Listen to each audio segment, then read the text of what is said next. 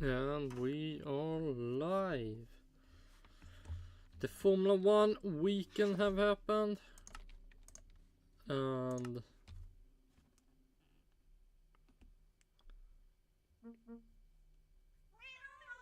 yeah, Oscar Piastri have won his first race. Oh shit, we need to sleep.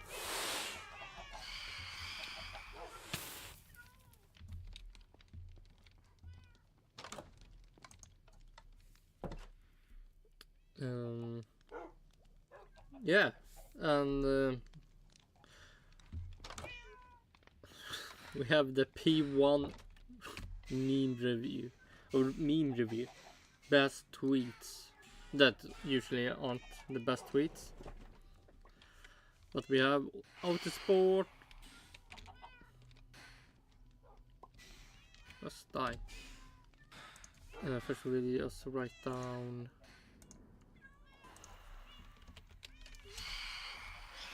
46 2,700, and we are, what will that be, 754 tropical fishes left to catch. So, and we will probably get 20 usually, I usually collect 40 minus 20 or more, so we can get plus 20 or less. So it will take at least 3 more days. So today and 2 more days, and then we're done. To get to 2,000, then we still have 700 left. But yeah, like I was saying, Autosport, their review, and let's see what they think about the Oscar Piastri and Lando Norris. Peter Windsor and P1 have apparently a really weird opinion about that stuff. Maybe other people also. We will see, maybe the funniest tweet, if that we show anything. Then we have also the race. The real problem behind McLaren F1 team orders. Okay, so the race will also talk about the controversy that I don't fucking see. What the fuck do Peter Windsor and P1 see that I don't see about that? Of that. Well, I can see somewhat the problem. It was weird. But man, not that weird that I need to talk like P1 and Peter Windsor about it. And I see as a future friendship between Lando Norris and Oscar Piastri than yeah, why ruin the friendship over one race when you maybe need him in the future? That's my opinion. Like, why start make an enemy of your teammate when you can have a, let's see if you have, where should I go? When you can have a friendship like Mike Horton had with Peter Collins, but apparently this was before Peter Windsor's time, apparently. But they still mentioned Sterling Moss that was in this era, so I don't understand why you can't see the people in the same team can actually be friends and also fight for wins without getting angry with each other. But that also could be just Ferrari's propaganda about people in the same team can be friends. So I don't know. I mean, if Peter Windsor doesn't know that, it probably falls. For surely he will have known this if this was true. But yeah, let's see if we can find the first fish, and then we will see what Autosport think about the McLaren stuff. They will probably mention something about the Red Bull. That would be somewhat fun if they say that Perez had a good race. I mean, he had, but this... Yeah. If they have... No! I ruined the grass. God damn it.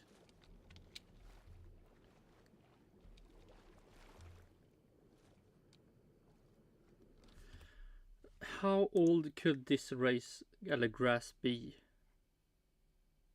Oh my god, it's so fucking depressing that I started with accidentally hit the grass. Let's see if we can get some information. PewDiePie Minecraft.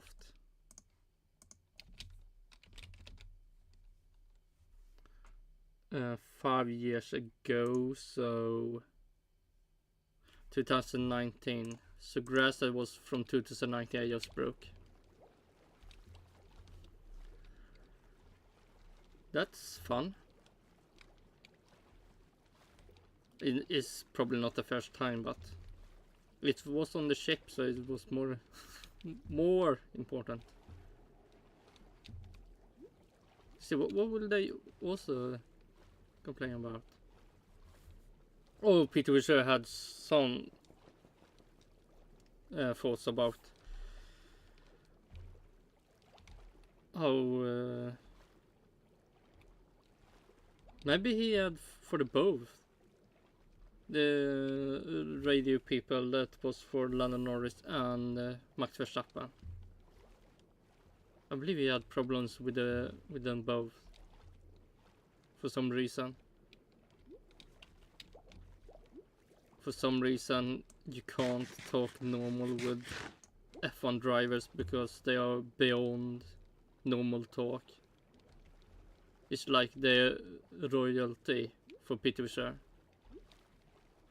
If you talk bad to them, you should die, almost. So yeah, this race, I mean, like 20 minutes from P1 was just talking about McLaren, and then when I started talking about fucking Red Bull, they then arrived at McLaren again. So weird. While I see is first win for Oscar Piastri. Don't make the friendship get ruined. Keep a friend that can help you win a championship. I mean, is that really so bad to lose one win over a secured friend forever? Also, first fish for the collection on glitter brown light gray. Okay, but now we have tension and team mode. Oh shit, we start with it. Okay, let's see. So it's Sunday night here at the Hungarian Grand Prix, and I'm not sure there's been many kind of unpredictable Grand Prix and tenseness surrounding a kind of team orders issue, a 1-2 finish that in the past normally when Red Bull finish 1-2 can be quite boring.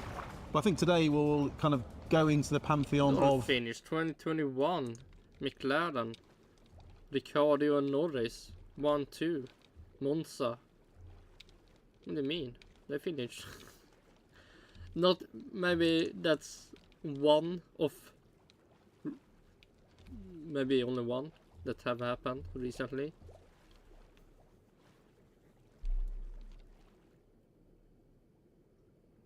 No, Ferrari.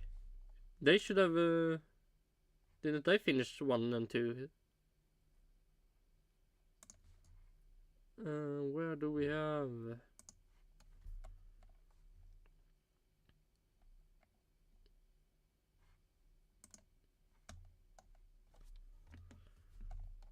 Yeah, Carlos Sainz and Charles Leclerc. And yeah, The only one this season, and then we have McLaren this season. Can we see? No, I want to see. Can I change year?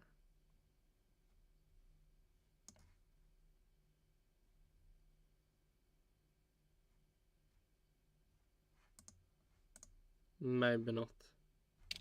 Okay. We skipped that down. Similar to, well, not quite as bad as Multi 21, because there was someone ignoring team orders, but definitely a team order decision. Definitely, you know, questions about drivers' interests versus teams' interests, and how McLaren panned out. So I mean, first of all, Alex, just explain to us how did McLaren turn what was looking like a cruise to a trouble 3-1-2 into something that was a bit more complicated? They pitted Landooooo too early. Before Oscar Piastri. Handle No. in the end. Yeah, it all came down to the final round of pit stops, didn't it, John? But just very quickly, I think there's a case to be made that this is one of the best Grand Prix in a long time. If the British Grand Prix hadn't just been so spectacular, I think there'd be no case about it, or Canada being very interesting or whatever. But anyway. It was so boring, nothing happened. It's like, it was never a real fight in Silverstone. So what do you mean? Maybe the British bias is leaking out. Yeah, essentially, like I said, all boils down to that second round of pit stops. We knew it was going to be a two-stop race because that's what it is around here with Miami was interesting. From 100% Max Verstappen win to like, the fuck is happening? Landooooo is now leading.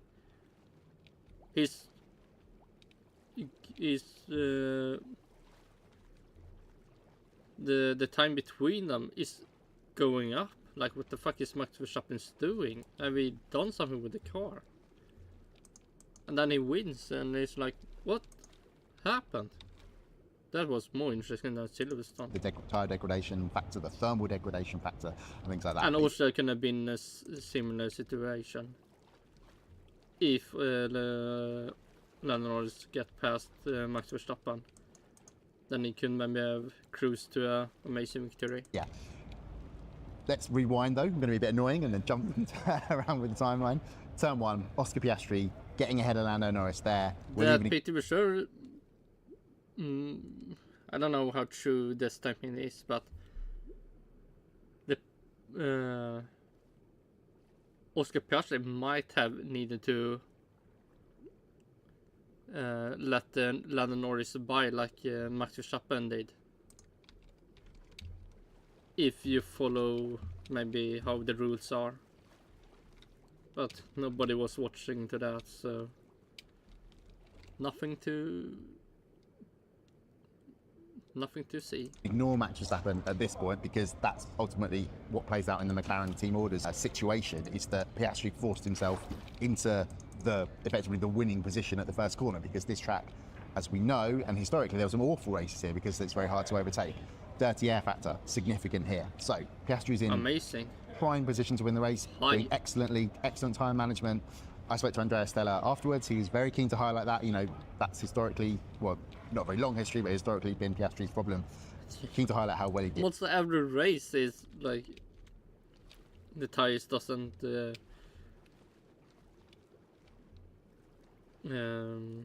light of his tires just go away. Well, hopefully this will be the start of no more happening. But I feel like at least next season will be less of this problem. Yeah, but basically what it boils down to is, and this is Piastri's own explanation, I think that's sort of slight, we'll get into why I think that's the more key explanation, is because basically he said, with what was happening behind, with Max Verstappen having a tyre offset from the first round of pit stops, with Lewis Hamilton being very close behind as well, Charles Leclerc even in the mix, like he wasn't like definitely going to be a lead battle contender, but he was there. McLaren basically went, right, we're going to cover Max Verstappen with Oscar Piastri, so we're going to let you go long, but because Hamilton's pitted for the second time already, we have to cover him with Lando. So that's what they did, but of course the undercut's power is so strong here, and by leaving Piastri out that extra little bit longer, I think there was perhaps a little pit stop as well, the discrepancy between the two drivers. Norris is going to come out ahead. Now, Stella's explanation is slightly different, and it's intriguing here because a lot of respect for Andrea Stella. He's a very clever man. He's obviously protecting his team here, but he's basically gone, we didn't want to add pressure to the mechanics. We didn't want to pile all the pressure on the pit stop. If we pitted Oscar first, if something had gone wrong, suddenly he's out of contention and Norris is at further risk of being undercut by Hamilton because he's been left out longer. So that's the official explanation.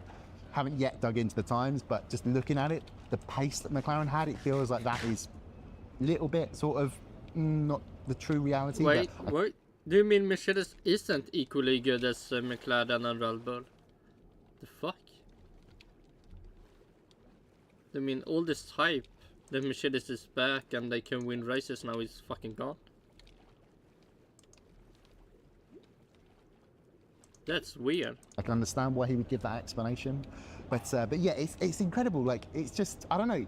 Do you agree with this sort of sentiment that it feels like a defeat when actually it's an amazing victory that actually feels different? I'm not sure. I wouldn't call it a straight defeat. I think they made life much more complicated than needed, and I think this reminds me a little bit of Multi 21 in terms of what we understood on and the Mark Sunday. The Mark Webber factor. What we understand on the Sunday night in Malaysia when it all happened, and then it took us. I think I was at a music festival later on that week, and Christian Horner phoned me up and was running me through everything that happened and how it all hard at work, working super hard.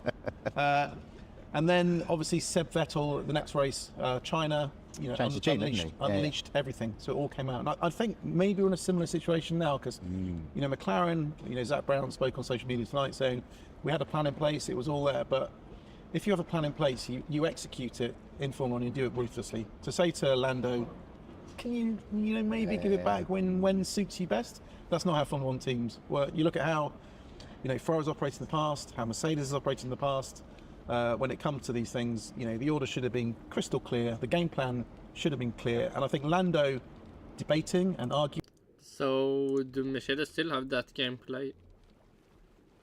Like game plan, gameplay. That Russell should always be first, or what plan do they have now? Have they skipped that? You say F1 team need to be ruthless.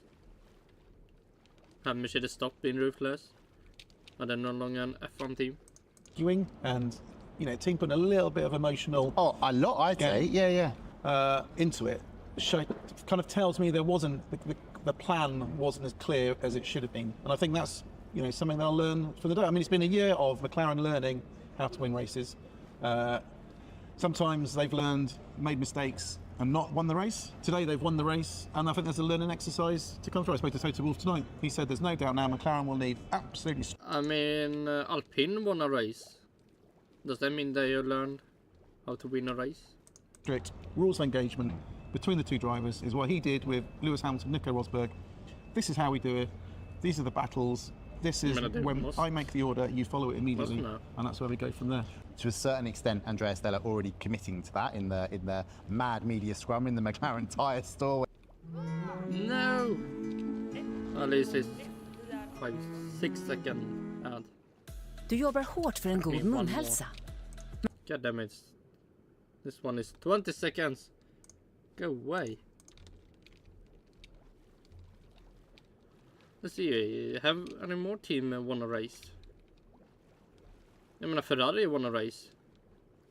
Do they know how to win races now? Or do you need also a good car? Maybe that's the problem. Over us a little bit. He said basically think they really are in the title fight, considering, as we'll get onto, the sort of Red Bull struggles here. As soon as it becomes clear that one over the other is definitely the one hope, then team orders will be imposed. But considering how far ahead Max Verstappen is, that point is surely already hit. I mean, I would argue if Jean Todt was running Ferrari and had the same situation today with his drivers, they would have waved Lando through and let him go and do it, and unfortunately that's the way the cookie crumbles, unfortunately. Right. Whether that's right or wrong, and you can understand McLaren not wanting to have favouritism. I think if Lando had ignored the instructions, taken the win, troubles just erupts inside that team. And I think ultimately, however much show how strong Lando is and how determined he is to win, you can't ignore a team. You can't ignore the effort of 1,000 people getting up at 5 a.m. in the morning to work, working through to 2, 3 in the morning, day in, day out to make you a success. So you have to do what the team tells you to do. I think the issue is... Like the radio that Apparently Peter Russo didn't listen to. You don't win alone, you win as a team. And you need Oscar Piastri and us with you. So, and I believe that. I'm not think of how much Oscar Piastri can now have. Now after he got his first win. Even we can let Lando Norris win races when he should have won them. Clear instructions. Yeah, there certainly would have been no more questions about is Lando Norris too nice. I'm very glad he made the decision he did. I think that was the sporting, right, and almost moral thing to do. But it's interesting you mentioned Jean Todt. I think there's other sort of 2000s Ferrari era parallels about another driver who's central to the story of this race, Max Verstappen. I know it was a different era, and in terms of how things were broadcasted, team radios was famously for years when Michael Schumacher was dominating, weren't broadcast. But I just cannot believe that Michael Schumacher would have thrown his team so publicly under the bus as Max Verstappen did. So you spoke to Christian Horner. What's the response from Red Bull? Wait, he wouldn't? Broadcast. But I just cannot believe that Michael Schumacher would have thrown his team so publicly. If they fucked his race up so badly. First the car is bad. So you need to qualify with a bad car. Then in the race they fuck you in the with a strategy. Why wouldn't you complain on the team then? Michael Schumacher surely should have publicly would have done that too. Under the bus, Max Verstappen did. So you spoke to Christian Horner. What's the response from Red Bull? The response was quite interesting because whenever a situation is tricky, he says this is a topic that's not discussed in the media. It will be discussed behind closed doors, which means there's obviously there is a problem to sort out. And I think things haven't been helped. You know, we were told Max Verstappen was sim racing 3 o'clock this morning, which is another aspect. If you're fighting for a world championship, I mean, you can argue that it doesn't make any difference and he gets all these benefits from sim racing, but you shouldn't be racing. You shouldn't be doing stuff at 3 o'clock in the... At the very least, it's a bad look, right? Yeah. People... The boomers are talking. Yeah, a person that living Formula 1 in real life and in game. He shouldn't do that. Okay. Why not? I mean, he's so good that he can do it. I mean, if you are Logan Sargent, you maybe shouldn't do that. People are talking about it, yeah. But I think it's interesting that, you know, questions that has the tide now turned in terms of the championship, and is McLaren now in the driving seat, and it's now about optimising its performances and delivering these 1-2s all the time. I think Red Bull are on the back foot. They brought a big upgrade this weekend. I don't think it's delivered all they hoped for. No. McLaren is bringing, you know, brought this upgrade to Miami. There's been a few little tweaks here and there, but it just seems to be just adjusting it slightly, and the performance is coming. So I think you've got two teams in very different situations, and I think Max Verstappen finds himself in a place where 12 months ago he could sit until 3 in the morning, didn't matter. He could rock up here, he could race around, he would win by 25 seconds, and it was all a bit easy. The question is now, you know, how does he cope in a situation where Red Bull isn't the fastest, and especially if more upgrades come for Red Bull and they don't deliver. Massively. Big weekend next weekend at Spa, which is, you know, where Red Bull has gone very well over the years. Now, the only other thing on our list of topics in our very professional notebook that we've got, and we certainly didn't just scribble them down just before we hit record on the camera. Producer Jason, rest easy. The collision. I mean, this is why I say this race is... The collision that when Lewis Hamilton and Alonso did this collision, it ruined Hamilton's car. Even more interesting. The contact Lando Norris and Verstappen had, that ruined both the cars. And here Max Verstappen's car apparently fine after this. It's almost one for the ages, because narrative-wise, it had everything, including yet another Lewis Hamilton-Max Verstappen collision. Now, watching it live, and especially hearing Max Verstappen's, he was moving under braking radio call. I wonder, did I have a bit of sympathy for him there? Because Lewis does move, but then when after the steward's decision came in that there was going to be no further action, for the crash, well, a minor crash, but the result of that was enough to penalise Max. Is there? Cool. Hamilton sees it as a racing incident. They won't read back and rewatched it. And Lewis says, one, he's got to make a defence. That's perfectly acceptable. And two, he's got to get into the corner at some point. And Max is on the inside causing the problem. So yeah, I mean, what was your take? I think probably as the steward said, you can argue Lewis could have avoided it, could have turned away, but equally he's a racing driver. He's fighting for a podium. He's fighting for a podium finish against... like Max Verstappen in Austria. Yeah, true, agree. He didn't turn on the braking. He was just fighting and defending. Right. His biggest win. Career rival, arguably. And it's a situation where Mercedes has stepped up. Red Bull's on the back foot. These things are... Stepped up, yeah. And who finished behind Sir Perez? George Russell? What? Is that true? No, can't be true. Mercedes has stepped up.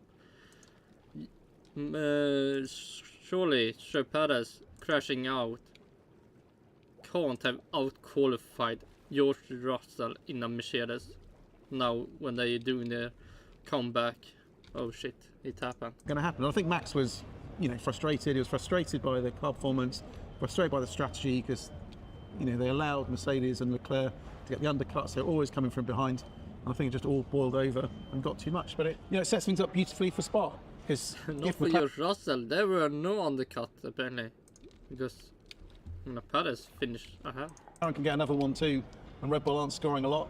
That Constructors' Championship is blown wide open. I think Red Bull already feel under threat there, and I think Max, Drivers' Championship, is going to feel that if they don't turn it around at a track they should be quick at, and they may even take an injury penalty, then it's going to be quite a hard slog after summer break. Massively. I mean, honestly, who would have thought this leaving Japan just for your race to go? Well, there we go. They're all packing down the paddock behind us. We'll see you in a week from the Belgian Grand Prix. Well, who would have believed this? Well, people that are coping on Mercedes every fucking year, every weekend, every day. They should at least have some thoughts about Mercedes should be able to fight against Red Bull. So, a lot of British people probably.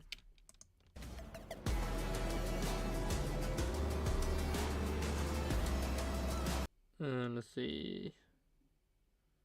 Tension in team orders. Okay, they didn't have a weird opinion of the team orders and the pissed off stuff with McLaren.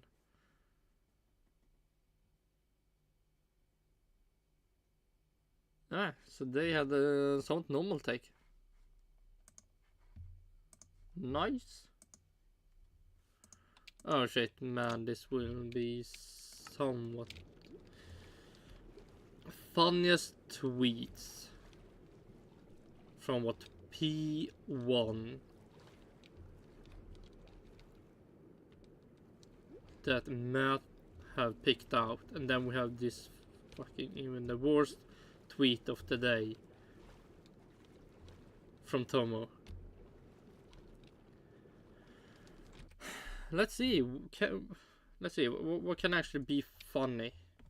In I mean, the thumbnail had Rocket League with Max Verstappen, so I don't know if that's will ever be funny. What more? Maybe anything about Oscar Piastri and Lando Norris. Probably Sir Perez crashing out in the qualifying.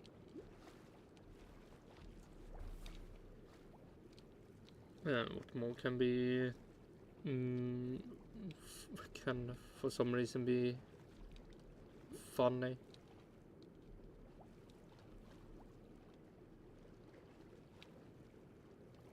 The collision, well, something maybe other than the Rocket League meme about the collision between Max Verstappen and Lewis Hamilton.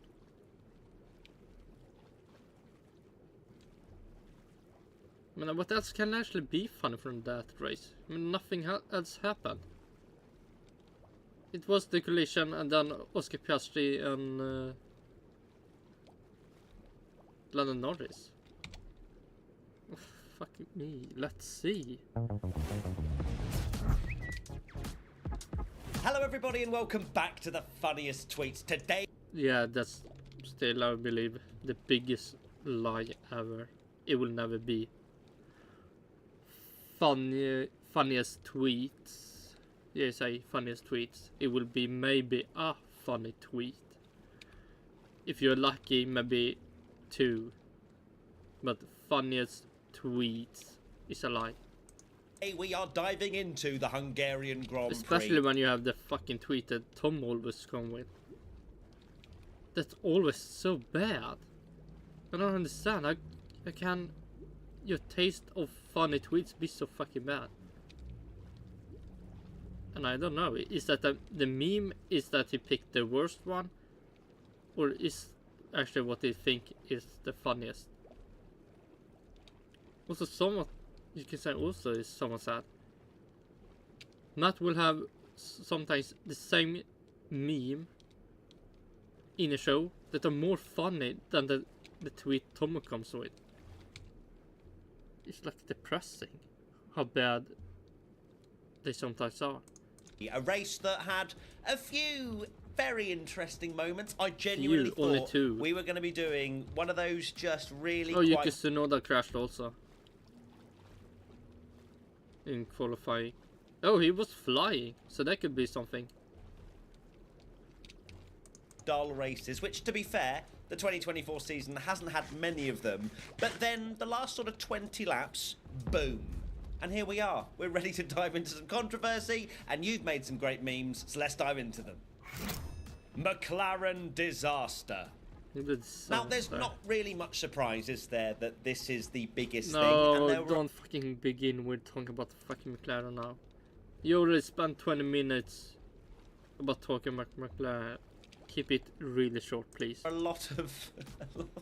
Oh! Maybe a meme about... Oh, Landooooo didn't break the trophy. Jokes that were made out of this. Let's start with Gibbs Greif. Will Joseph...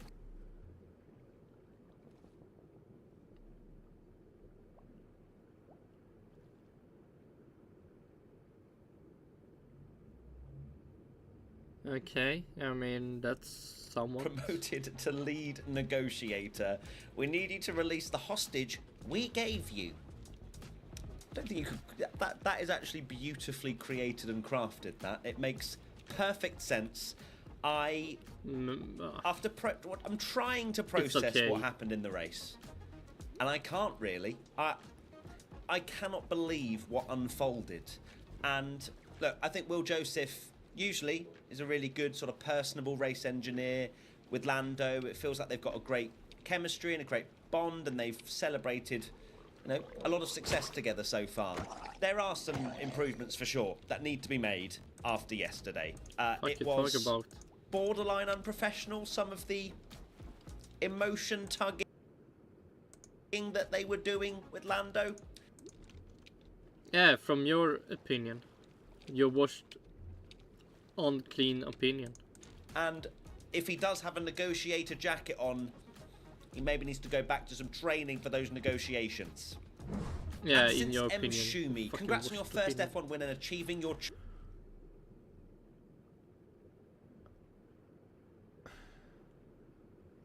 childhood dream. Oscar. Will this be funny?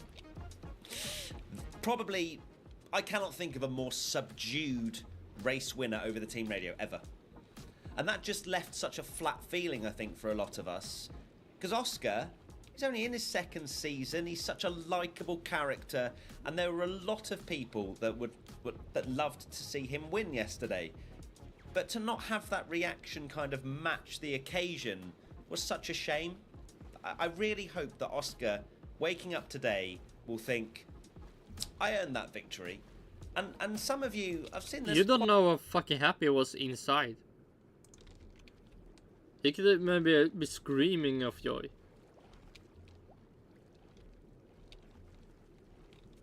I'm like, you don't know. But you act like you do. And a lot of people saying that he didn't deserve that victory. For the collection, because he was given it. Because Lando drove away slightly at the end of that stint. And Lando deserved it. Now, I understand why Lando drove away. I do also understand it was McLaren's fault. The whole thing. McLaren... I mean, if Lando Norris was so good at driving away, why didn't he just pass Oscar Piastri in the beginning? Caused that situation. And a lot of people also suggesting that it would have been easy for Lando to pass Oscar because he was quicker in the final stint. And I don't think many people that believe that are factoring in dirty air and hot temperatures and all that sort of... Oh, so Lando Norris didn't deserve the win because he will then never get past Oscar Piastri. That's nice to know. Stuff. It's all well and good Lando being slightly quicker in clean air, but if he's behind Oscar, that is not easy. We saw DRS trains, we saw cars literally not being able to get past much slower cars on much slower tyres around Hungary. In my opinion, Oscar wins that race every single day of the week if they were in their normal order going into that final stint. That's my 2 pennies. At Colts 97. Okay, I was making this meme before McLaren started arguing with Lando over the radio. Okay. Mom, who is your favorite, sweetie? I love you both equally. It's you and by a lot.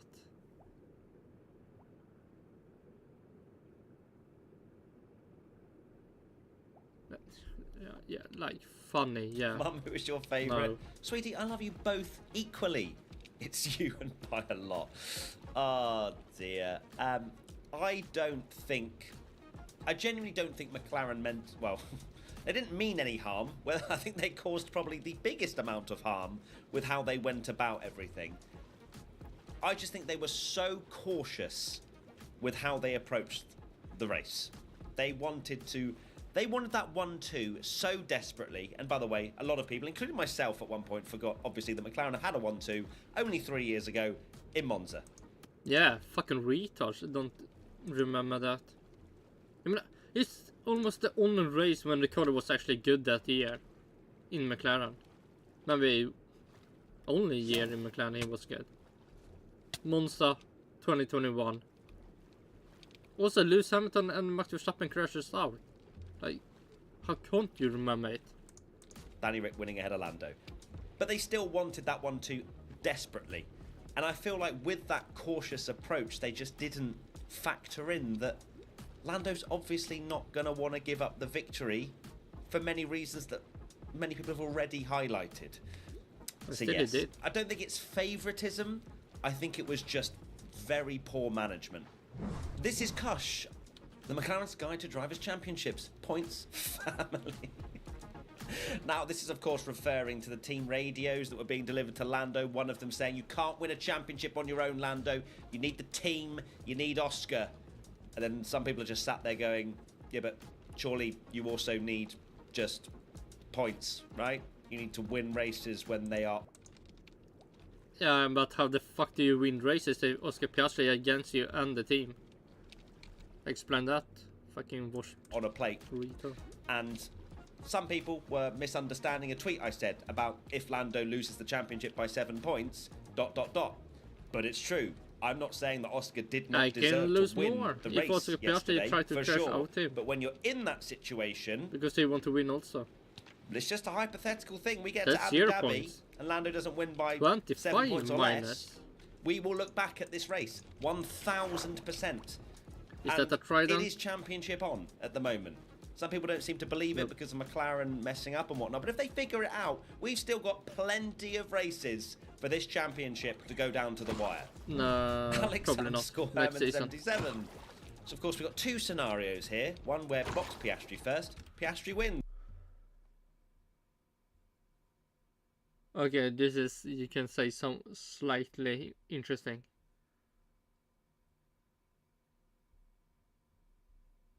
Because how much more work they have to do than just pitting Piastri first.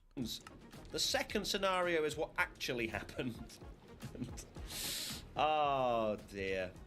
Covering off Hamilton when he was about 6 seconds behind Lando. It's just back to that cautious display and not... I mean, you are the people that talk that Mercedes is in... the A-League. So what the fuck is wrong with you? I mean, like, you believe that Mercedes is that good, while more people that can actually think can see Mercedes actually being worse. But hey, you did you. Something that they will probably ever do again with the learnings from Hungary. I mean, Oscar Piastri have got his first win now. Now they can screw him over how much they want to. If they see that Landooooo can win a championship. Crystal Horner, how to save a dead race. The team radios. Literally, we had such a stinker on our hands. There were hardly any on-track overtakes. Of course, it was on a knife's edge, and we were wondering how it was going to unfold. And that's what it gave us, was just McLaren being indecisive. And oh no, we've caused chaos. Of course, we have Maax as well, and there is a segment on him, and you will be very pleased to know. But the team radio between McLaren and Lando was, well, Drive to Survive. We're licking their lips. At AnMolker92, me watching McLaren asking Lando to give Piastri the lead back. I think we all were. We felt like we shouldn't really be listening to that conversation. We were just sat there. Are they gonna figure it out soon? Because this is kind of awkward at this point. Think of Oscar's sad face. Think of this. Think of that. Think of the team meetings. Think of... Yeah, it was... As soon as you saw that graphic pop up, Norris team radio, and he was still leading, you're like, uh-oh, here comes another one. Ziggy man sad. McLaren, really? You've got a 1-2. Don't tell the faster guy to slow down. Tell the slow guy to speed up, which is what they did. But look, it was an awkward situation. We've already sort of covered that. Funny. But yes, McLaren did paint Lando. So 7 minutes into the clip, we have a K tweet and some slightly good tweet. Still not tweet I would say is funny. Probably not meaning to, but they did paint him as the villain. Oh no, he doesn't want to give back the place to Piastri. He's the villain, all this sort of stuff. And I think that kind of confirms to me at least that Lando's not the number one at McLaren, despite being the team leader and being their long. He is number one. I mean, come on. If they want to have Oscar Piastri helping him out, he needs to do some helping also when he actually can do it and not actually lose anything, because I don't think Landooooo will do a championship on comeback to beat Max Verstappen. Longer, that McLaren were happy to back Oscar all the way, no matter what that made Lando look like. So, interesting. Mad Max. Okay, we're now on to Max Verstappen, who was not exactly a happy boy, was he? Let's start with COD_Tito, Rocket League, anyone? So many Rocket League memes. Well done, Titles. You're the one that got yours featured. But yes, nice. How that car survived, I do not know. That car has gone flying. He's even lost, I think, part of the Pirelli paint with how hard he's hit the side of Hamilton's car. And you look back to Austria, and the smallest of touches have given both himself and Lando punctures and ruined both of their races. True. Max goes absolutely flying and still manages to finish the race. At F1 Friends 2023, Netflix will be very happy. Yeah, a lot of team radios, but not just with McLaren. Max still was on one yesterday. I mean, Rocket League, I would say it's interesting, but not funny. Whether it's the feeling of everyone's catching, maybe there's something behind the scenes going on at Red Bull. More work if you Perhaps he's thinking about what he's going to do in 2025 and beyond now that Red Bull has been caught. A lot of things going on there, clearly. Or maybe it was just an off weekend for Max, because it's not like he was so crazily different to what he usually is like. Max is always very blunt, very, somewhat aggressive over the radio at times. But yeah, it was taken to another level with Max. Chris, Max getting sent to bed early after staying up all night before a race. Oh dear. Yes, of course, this whole story, it was shared around, wasn't it? This one you can actually say is funny. Max was on Discord. He was iRacing until the early hours of the morning. This man is an elite sportsman and a gamer. True. Gamers know how to stay up late. This is not a new thing. Max has not just started up iRacing. He's very. I'm sure he's very capable of managing his own bedtime. 24/7. Lordway 69. Verstappen of all people complaining about people being forcing others off track. I did wonder about this one. I think we were all sat there and went, Max, really? Of all the things to complain about, you're talking about forcing other drivers off the track. Fair enough. He takes the rules to the absolute extreme. But apparently, something when it happens to him, funny. This is apparently it's just an odd situation, wasn't it? Where you just went, okay, all right, fair enough, Max. That is your opinion. Jonty's corner. Okay, so you can drive. I mean, you can say that's everyone's opinion. People off the track, also Max. Need we say more? Fuck. Okay, so you can just drive people off the track, also Max. Okay, sure. Need we say more? Yeah, you have to. Mike Peabody, the Red Bull strategy team, every time Max speaks on the radio, literally, just anything. I just love GP's little sass at the end as well, where he was saying, oh, you know, nicely, we said something about the tyres, like, nice, gentle introduction, Max. And then Max just went, boom, another one, boom. And it was absolute gold content, the team radio for the Hungarian Grand Prix. So much better than anything that happened on track. At Crystal Hornet, every Verstappen radio, Max, and GP's just so unfazed. Bloke called Max childish. He does. And that's something Peter Richard didn't like. You know, how the fuck do you call someone childish that are a royalty in Formula 1? Because you can't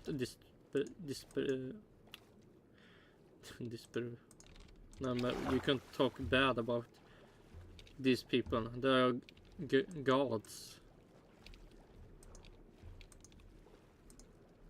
They are holy people.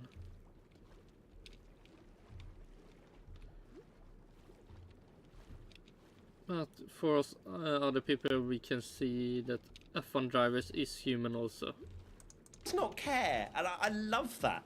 Now, when I first was introduced to this whole GP Max way of working together, you did wonder, oh, okay, do they get on? Like, how do we assess this relationship? Now you just realise GP does not care, but you need someone to stand up to Max. It didn't work this time too much, and I think Max just boiled over no matter what.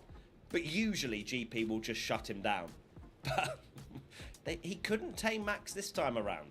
At JL Rube, live shot of Max giving the place back on lap 4. I don't know how you've made that image, but it's an impressive one. So, yeah, still not funny. Well done, Jake. And one final one, at Zyko the Psycho gets angry during race car commentary. Video game. What? Yeah, Sky watched commentary. Yeah, super that's a good funny. meme. That's a good meme, Zyko. I like that. That's runner-up for Taste fake Tweet. I'm sorry he didn't win. Give me some more fake laugh. Honourable mentions. All right, a few honourable.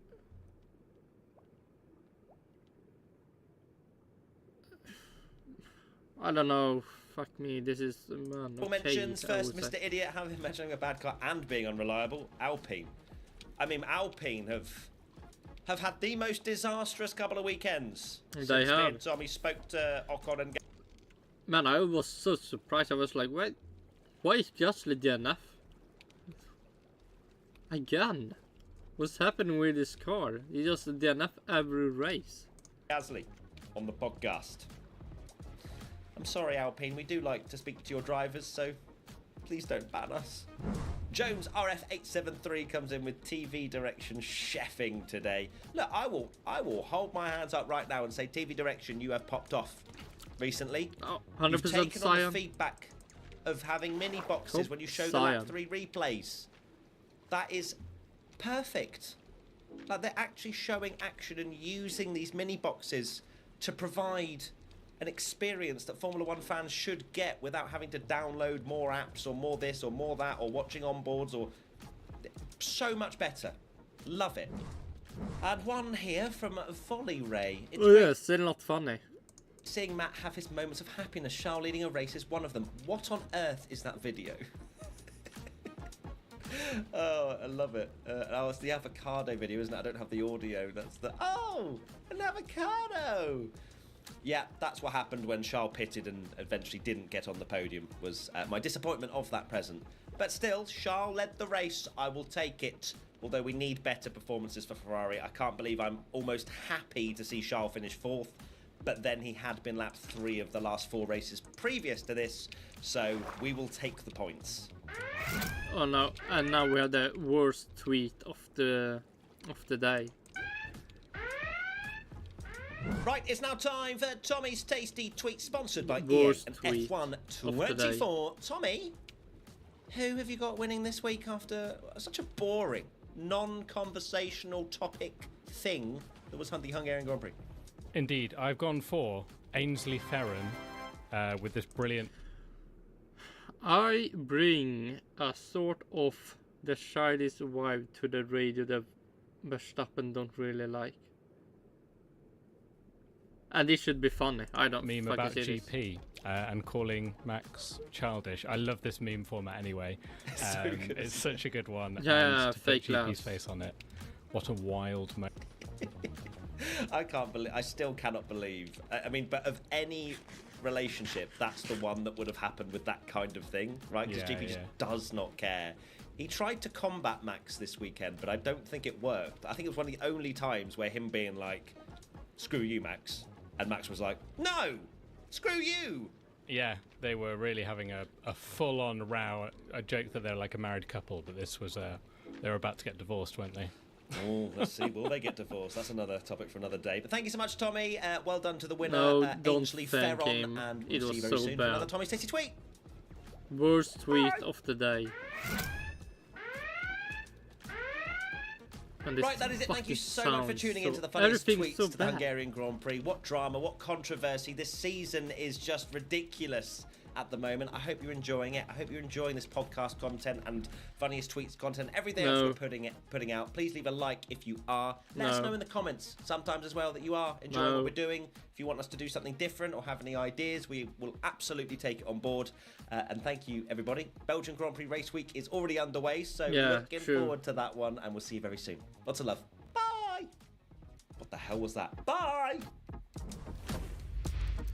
I don't know. Fuck this. Man! That was lame. So lame.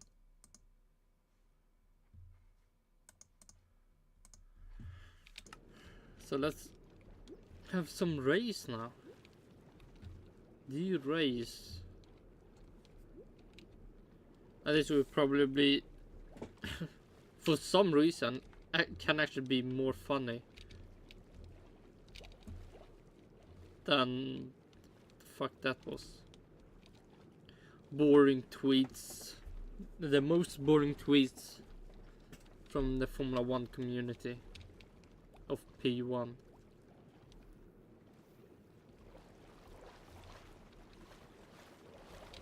Oh shit. The fight to control Norris. Let's see what they think about the stuff.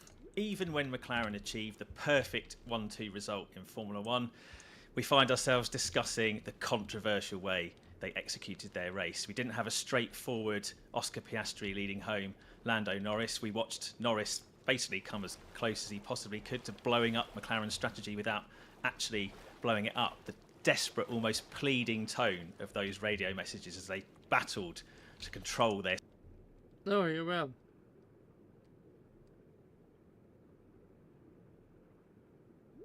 What?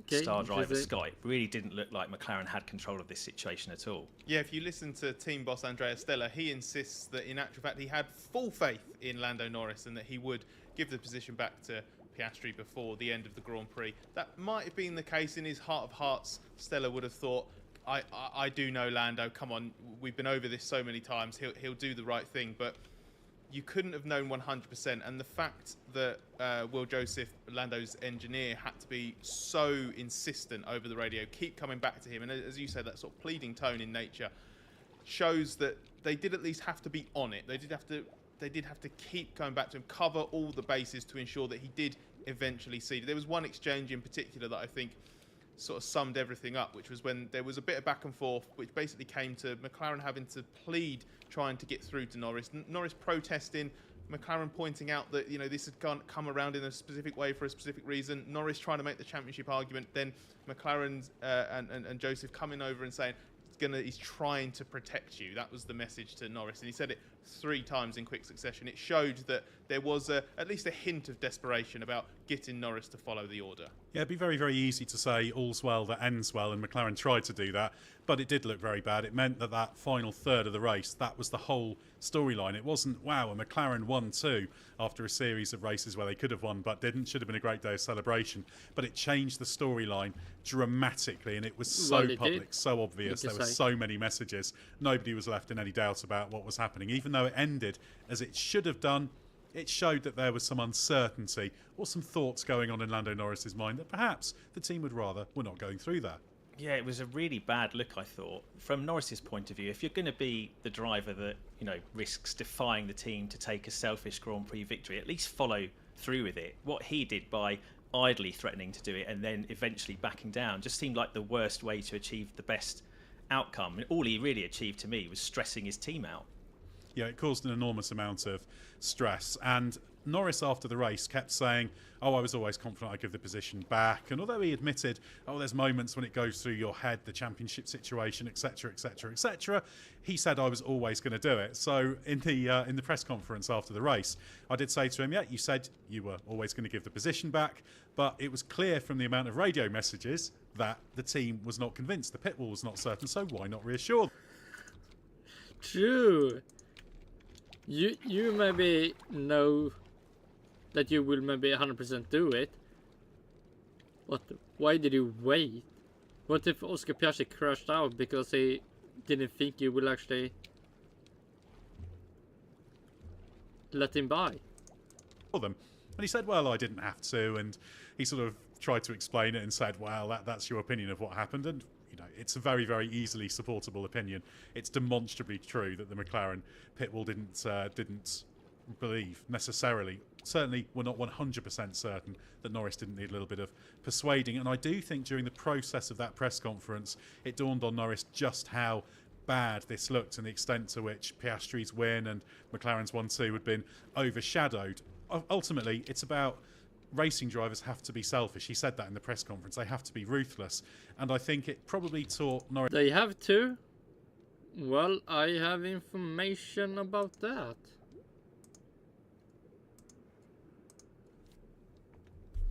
Mike Houghton and Peter Collins, they weren't ruthless. But who knows, they could just be Ferrari propaganda. It's a little bit of a lesson in how different things might look in the cockpit with a driver who will always want to win the race and how that's seen by the outside world. It made a storyline when there shouldn't really have been one, and regardless of the role McLaren played in creating that storyline, it was Norris who gave the impression he was thinking about it.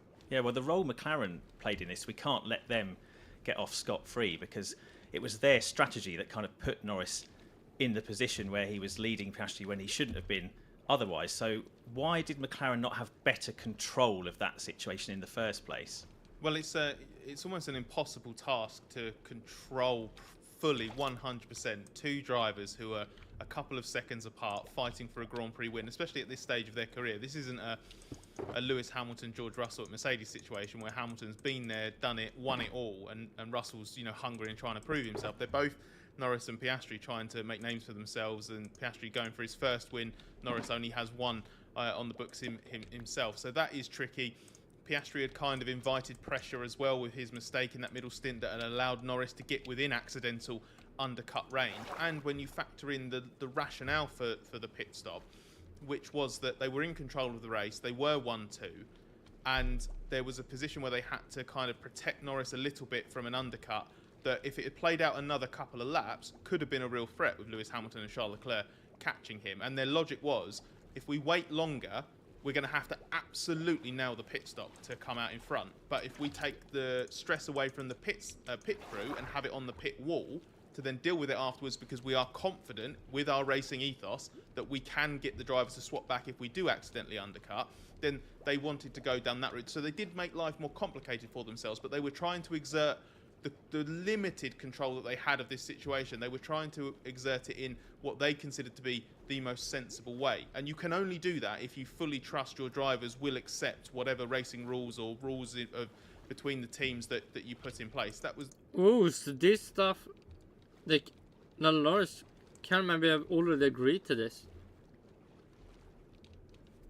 So he have already said yes to maybe a team order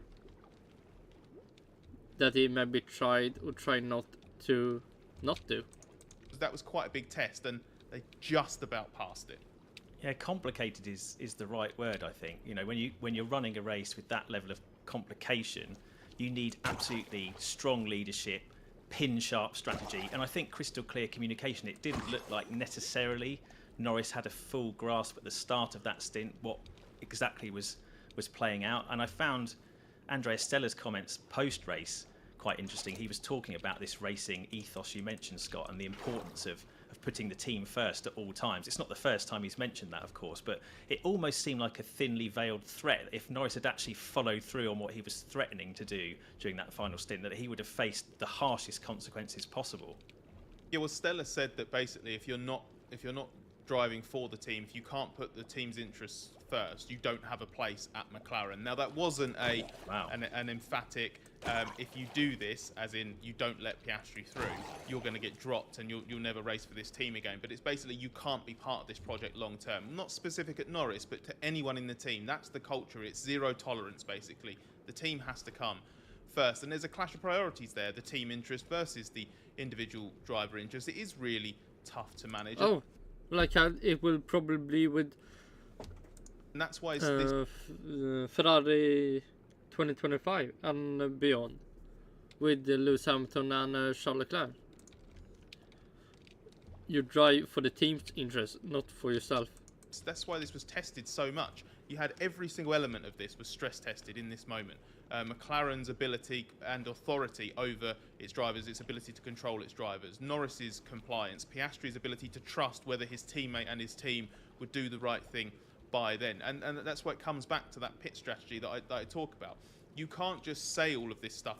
The team itself also has to live by it. You have to run the race showing that you have the faith in the drivers. You can't ask them to give everything to the team if you don't then act in a way that shows that you can trust them. And this is also the kind of thing that then sets a precedent for the future. Norris knows that Piastri and McLaren will give this back to him at a race, whether it's this season or in a future season. Yeah, the future, his future half first championship is maybe secured now, because of what he did for Oscar Piastri. And I feel like Oscar Piastri is that kind of guy that will 100%, if he doesn't see that he will be close to win a championship, he will 100% help Lando Norris to secure that. What they will do eventually, if it gets to the point where Norris, or through a really weird twist of fate, Piastri is the one that's in championship contention in the last 2 or 3 races, they might go for a number 1, number 2 status. They're willing to revise their system, but right now they're trying to prioritise fairness, that they'll put the team first and they'll put the drivers first if they are in position to win a race or get a good result, and they lose that position through no fault of their own because of race circumstances, which is exactly what happened here. So they really tried to live that racing culture that you mentioned there, that Stella talks about so earnestly. And as I say, it was a really severe test of all of that, and I do think they came through it. You have to remember as well that this is a team, and drivers for that matter, who are learning how to be front runners. Forget all the history of McLaren, obviously, all those championships. This is not Senna or Prost era McLaren. This isn't even Raikkonen or Hamilton era McLaren. It's a new McLaren. It's a team that's growing up. It's immature as a front running Formula One team, and you only mature through becoming battle-hardened, going through these situations, learning from it, ironing out those kinks, and getting everybody in the team working in the right way. And this is actually quite a good opportunity for them to learn, because they still got the 1-2, they still got the order it should have been. So although it's a huge talking point, and it will have been massively discussed internally, and those discussions will still be going on as we speak. True. They've got away with it in terms of it hasn't actually tangibly changed the results. It may have changed tangibly what happens in the race, but they have to go through this to become battle hardened. All teams have to. Battle hardened, I don't know. Maybe not.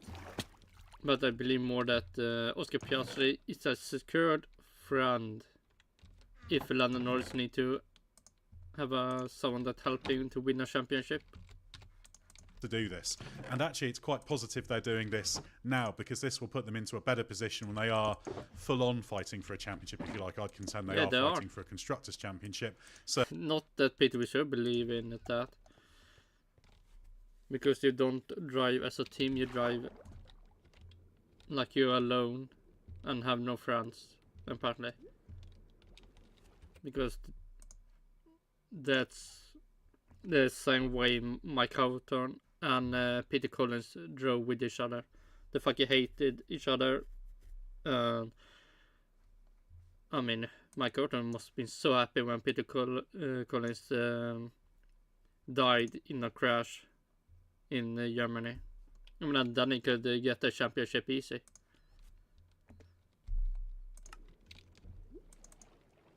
Well, or maybe they were actually friends. I don't know. Peter Wish, I don't believe that. Certainly, very, very long shot for the drivers. So you can't be friends with your teammate. That's fucking weird. You want your teammate to win races, and that teammate also want you to win races. No, that's a belief that Peter Wish will never agree with. This is a team that's growing up, and this will be part of that growing up process. And Andrea Stella is a guy who will make sure of that. He's quite a genial and pleasant guy out of competition, shall we say, but he's got a real hard edge to him. He was part of that winning culture at Ferrari going back to the early part of the 21st century, so he knows what kind of hard edge is needed, and he won't shy from taking the actions to try and make sure it's learned. It's about getting everybody in that team sharpened up and fit to win a championship, and I think this is quite a good race for them to have had, because they got the results and they've been able to take on some of these challenges head on. A bit embarrassing, but very valuable. And it is a unique situation for McLaren to be in compared to its leading rivals. That the sharp end of the F1 grid isn't short of good driver lineups. Look at Ferrari and Mercedes, but where McLaren has a unique problem in that regard is this is a driver lineup that it wants to continue for years to come. The Mercedes driver lineup, Hamilton and Russell, that's dissolving at the end of the season. Likewise, Charles Leclerc and Carlos Sainz at Ferrari. Red Bull's only got one car in the fight, in the mix at the moment, so the Max Verstappen situation doesn't have to worry about, and they've also got a de facto number 1, number 2 status. That is different at McLaren. They have a delicate situation to balance, not just for the rest of this season, but going forward as well. That's why this was all about the long-term play. Make the right decisions, make the fair decisions, so that as a team, you can compete as strongly as possible going forward with everyone having each other's backs. I think that's the message that they really wanted to send with the way they handled this. There are elements of it that could have been better. Ed's absolutely right. There are lessons that need to be learned, but McLaren came through this, and it will be absolutely the stronger for it. Yeah, well, speaking about the lessons to be learned there, obviously Lando Norris was kind of the weak link in this whole process. He's the one who really stress tested this whole McLaren racing ethos. So, Ed, if you're behind the scenes at McLaren, if you're Andrea Stella running the team meetings between now and Spa and the races beyond, what are you going to be saying to Lando Norris in terms of... Don't test us again. Oscar Piastri only got this win. Now we 100% will back you when you're close to a championship fight. How he changes his approach for future Grand Prix. Well, first and foremost, you make it very clear that even thinking about defying that team order is not an acceptable situation. You stress the fact that actually, as he was told over the radio, you do need the team, and it makes sense for teammates to cooperate. Teammate, what? No, Peter Wisher, don't believe that. Because one day you might be on the wrong side of a team orders call, the next day you're on the right side of it. So you have to be realistic about that. But also Norris... The far right? The extreme right? The right? been pushed back a little bit, because he did say after the race they were allowed to race in that Grand Prix, and he can legitimately say, well, actually, if you... Man, this racing. I mean, I don't like when Ferrari's letting them race. It's like, why? Why is that needed? Yes, it's such a waste if they both just crash out. You hadn't decided to make the team decision to bring me in first in order to protect position from undercuts behind, I'd have actually been looking at maybe trying to go a little bit longer and then attack Oscar Piastri in the last stint. So Norris may feel the team denied him the chance to, within that you can race, attack in the last stint, and effectively locked in his second place that way. They need to go through these details. It's very, very easy to lay out a policy of, right, I mean, they maybe already have done that, and Norris tried to skip that. This is what you do for the team. This is the situation, but there's all sorts of complicating factors. Formula One races are extremely complicated, and if you try and simplify them into the little guidelines that they give drivers, there are these little cracks, these areas where things can fall through them, and actually Norris could build a case that actually, well, do you know what, I thought you did this, therefore I could contend I could do that. So it's about tying up those loose ends. But I think the key message for Stella will be, don't do this in public. Don't do that again. That went on for far too long. There were too many radio messages. It was too abundantly clear that the team, at the very, very least, did not necessarily believe he was going to cede position. Nope. And that was bad for McLaren. And that overshadows what was an absolutely fantastic day for that whole team. This is a team that's now at the front of Formula One. This is a team that's now a championship. What now? It's been like that since Miami. The fuck are you talking about? At least they're not saying Mercedes. Contender. This is a team that can get 1-2s on outright merit again. It's been a long time since we've been able to say that. That should be the big story for McLaren. But ultimately, because of what Norris did and because of those radio communications, it's not. It's been overshadowed. Oh,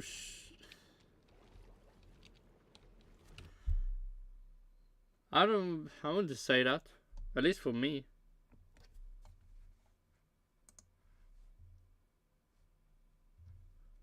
But sure, apparently many people believe that for some reason. What the fuck do we have left?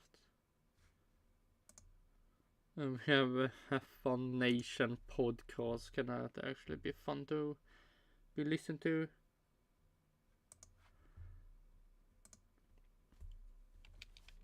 Maybe, maybe not. Let's see. Why Oscar win plus Landooooo's teamwork make McLaren stronger? 2024 Hungarian GP preview. F1 Nation.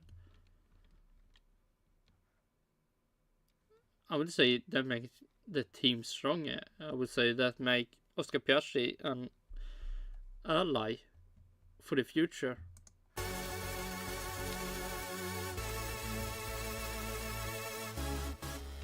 Hungary gave us another new Grand Prix winner, the 7th different driver on the top step of the podium. Yeah, hopefully Perez will succeed to win one race this season, because either way, only 7 drivers in the top 4 teams won a race this season, after a dramatic race on track and on the radio.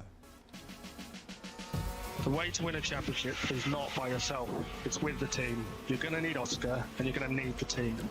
I mean, that's true, you need everyone on your side.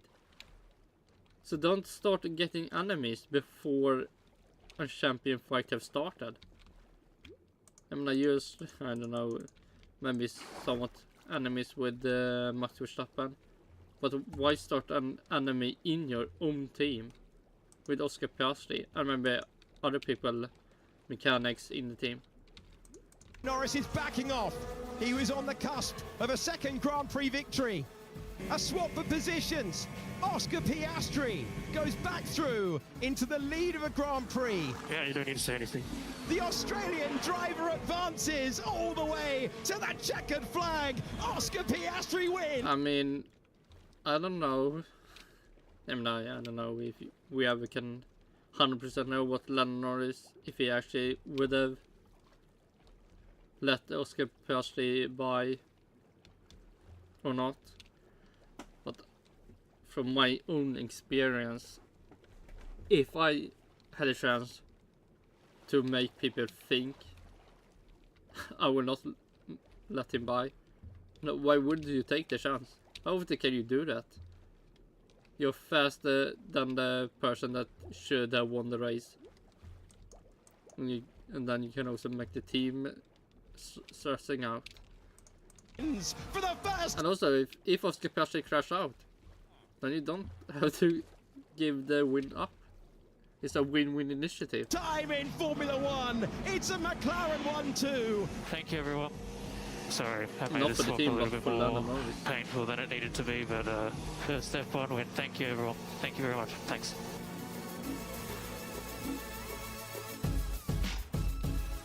Oh my god. Can it start? Welcome to the Hungaroring paddock for F1 Nation's review don't of welcome the me. Hungarian Grand Prix. I'm Tom Clarkson. Clarkson, and joining me is ESPN's Albert Fabregas. Now, Albert, there's so much to debrief, and it's a long list as well. Just get this list. Jenson Button, Fernando Alonso, Heikki Kovalainen, Esteban Ocon, Damon Hill, and now Oscar Piastri have all won their first Grand Prix here in Hungary. Yes, it's been a really exciting, I would say the whole weekend, with a lot of surprises, and finally the race, it didn't disappoint us as we expected. It was so close, and with some polemics that we will talk about, because it's been really interesting to go a little bit more deep on what happened there. Well, it was a McLaren 1-2. They were the dominant team all weekend. Let's start on... Wait, not Mercedes? I thought they were back. On McLaren, just by hearing from both the drivers. Very, very special. It was an incredible moment. I mean, it's always special when you get to stand on an F1 podium, but it's a little bit nicer when you're at the top of it. So, very happy. Yeah, like I said, an incredible moment that I've been, dreaming of for a very long time. My first dream in my career was reaching F1. The second and one. he won Maax. I think his celebration is good enough. He needed to scream to show joy. Not joy in the Oscar Piastri way. By downplaying your victory. Oh well, he didn't downplay it, but I will usually do stuff. When he... God damn it, black tang. Not a fish we want.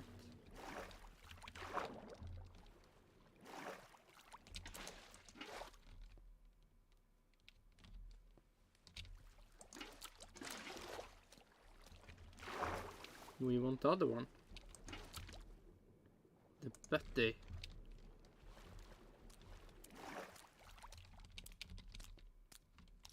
At least it downplayed on the radio. At least if you listen to Maax from P1, while he can be super happy inside is winning a race. So I'm very, very happy and proud, and not just of myself, but everybody that's helped me get to this position. Going back to my family firstly. I wonder if he will say something about Alpine's not made him yeah, what to say, the contract with Alpine, that they could leave them for a better car. Can we get the 2 leads? Nice. I mean, surely he should. Of course, took a lot of big decisions at a young age. Yeah, and get out of the Alpine contract. To chase the F1 dream. It's very difficult to become an F1 driver by staying in Australia, so it meant some big decisions early in life, and just very, very proud that those decisions have paid off, and we've managed to make it worth it. And yeah, of course myself, just incredibly happy to have achieved this moment. Can we talk about tactics? Given the advantage you and Lando had in that race, why didn't you stop first? It would have been a lot simpler. I mean, I'm sure it's something we'll discuss as a team. You know, the information I had at the time was Lando was boxing early to cover Lewis, and I was going long to cover Maax, essentially, because I knew that he'd stop later, and I think, you know, we were just being very safe. Of course, that naturally, you know, gave Lando an undercut and maybe made things a little bit more complicated than it needed to be, but yeah, I'm sure that's something we'll go through. Lando, many congratulations. It's been a very impressive weekend by you and McLaren. How difficult was it for you to give up the race win? I didn't give up the race win. I lost the race win off the line, so I know everyone's going to want to say that as a story that I gave up the race win. I didn't. I boxed first. Naturally, always going to undercut, so the team gave me this position and I gave it back. Nothing more than that. There was a lot of... Actually true! So can you say Oscar Piastri by taking the start in the first corner, by maybe pushing you when he didn't? I mean, I don't know 100% what the rules say, but if Peter Wisher is right, Oscar Piastri should maybe have given the position back from the start. Discussion between you and your race engineer over the radio.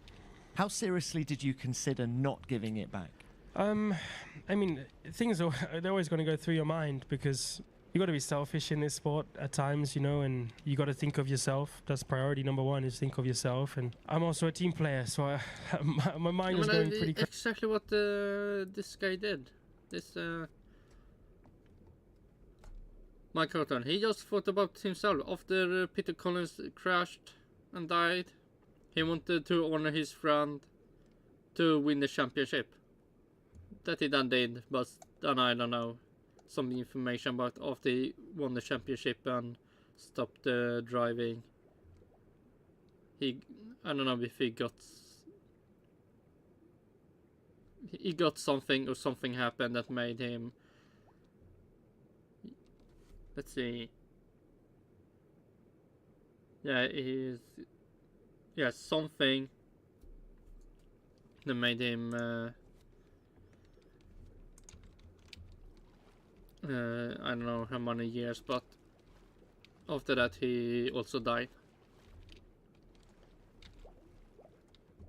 Crazy at the time, and I know what we've done in the past between, you know, Oscar and myself, and he's helped me plenty of times. And I think this is a different situation. This is not someone helping one another. This is I was put into a position and we were undoing that position change. And I know a lot of people are going to say, like, the gap between me and Maax is pretty big, but you know, if Red Bull and Maax make the mistakes like they did today and continue to do that, and as a team we continue to improve and have weekends like we've had this weekend, we can turn it around. And he's still optimistic. It's still a big goal to say, yeah, we can close 70 points, and as a driver I can... Also, this is, I mean, if the 7 points will be a talking point in that, I mean, it's so many races he could have won that he didn't. So it's like 7 points. You were 7 points behind. Well, you lost more than 7 points from every other race that you didn't win. So this Oscar Piastri, Lando Norris switched around. It's like the least problem he had. All other races, like Austria, when he didn't get any points, is the big one. And close 70 points in half a season, and then when you're thinking of the 7 or 6 points that I give away, then it crosses your mind for sure. So it was not easy, but I also understood the situation I was in, and I was quite confident. Always by the last lap, I would have done it. And but why did you wait for the last lap? That's mean. When you could have at least done it when this was 10 laps left. It's not my fault. I was leading the race in a way. simply the team should have just boxed Oscar first and we wouldn't even be having this discussion. So it's not that. I think just as a team, maybe we could have done things slightly differently, and I'm sure we'll talk about it. But at the same time, this guy here deserved to win today. He did an amazing job. He got me off the line, and that's a very special feeling, winning your first. If you want to win a championship, you need to fix his start in the races. I mean, he's been bad many times now.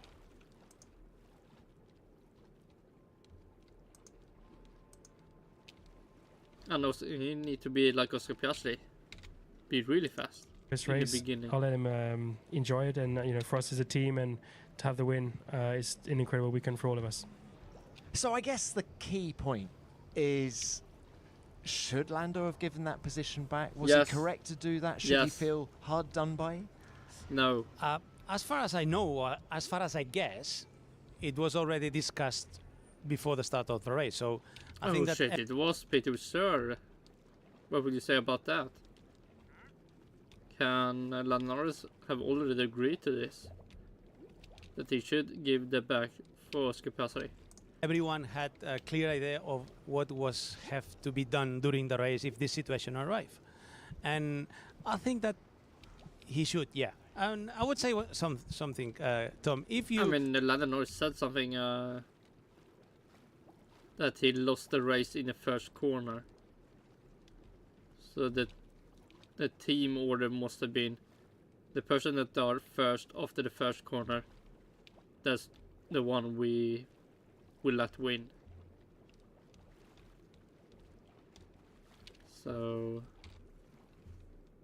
yeah, if Lando Norris agreed to that, then still weird that he waited so long. Try to change the situation. If you try to convince the engineers or the staff of the team that you must keep the position, go till the end. Do a Sebastian Vettel multi-21, and then we will discuss at the end of the race. Do you know what? That's the first thing that sprung to mind. Yeah.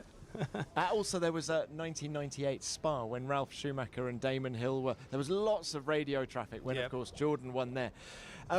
Funnily enough, I thought what Lando said just then diffused the situation very well. You know, saying that he lost the race in the opening 10 seconds. He didn't deserve to win this Grand Prix, and that's a convincing argument. But, and I think it is still a big but. Convincing, but the stuff after that not convincing. Had he taken that win, the gap in the drivers' standings to Max Verstappen would have been just 69 points, but it now stands at 76 points. And ultimately, you know, are you here to win the World Championship, or are you here to be a team player? That's a good point. That's a good point, because ask. Fuck, do we have it? Ask this guy. The fuck did he do with his friend or biggest enemy, Peter Collins? Tom Clarkson. Ask him.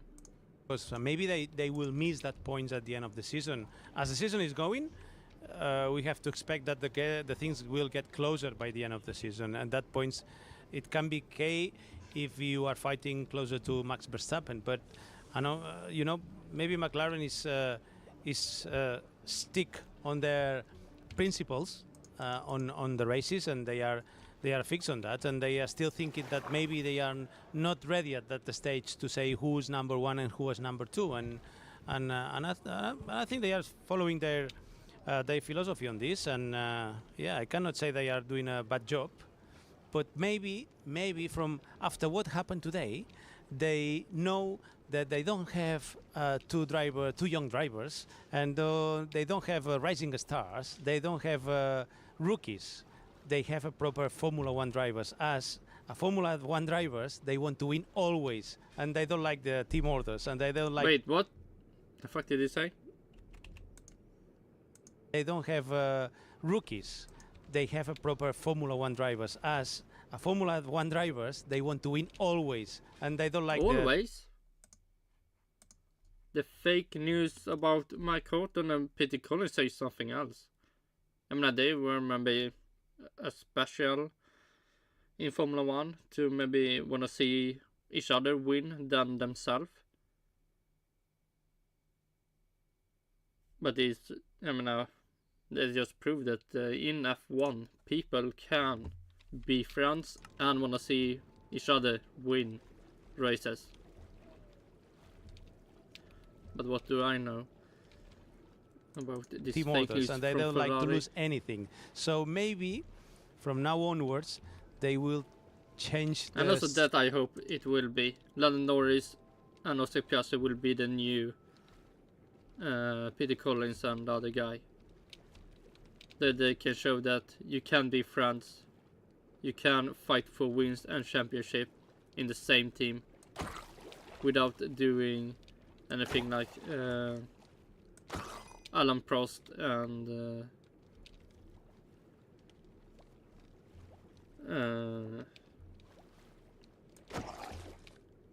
oh my god, what's his name?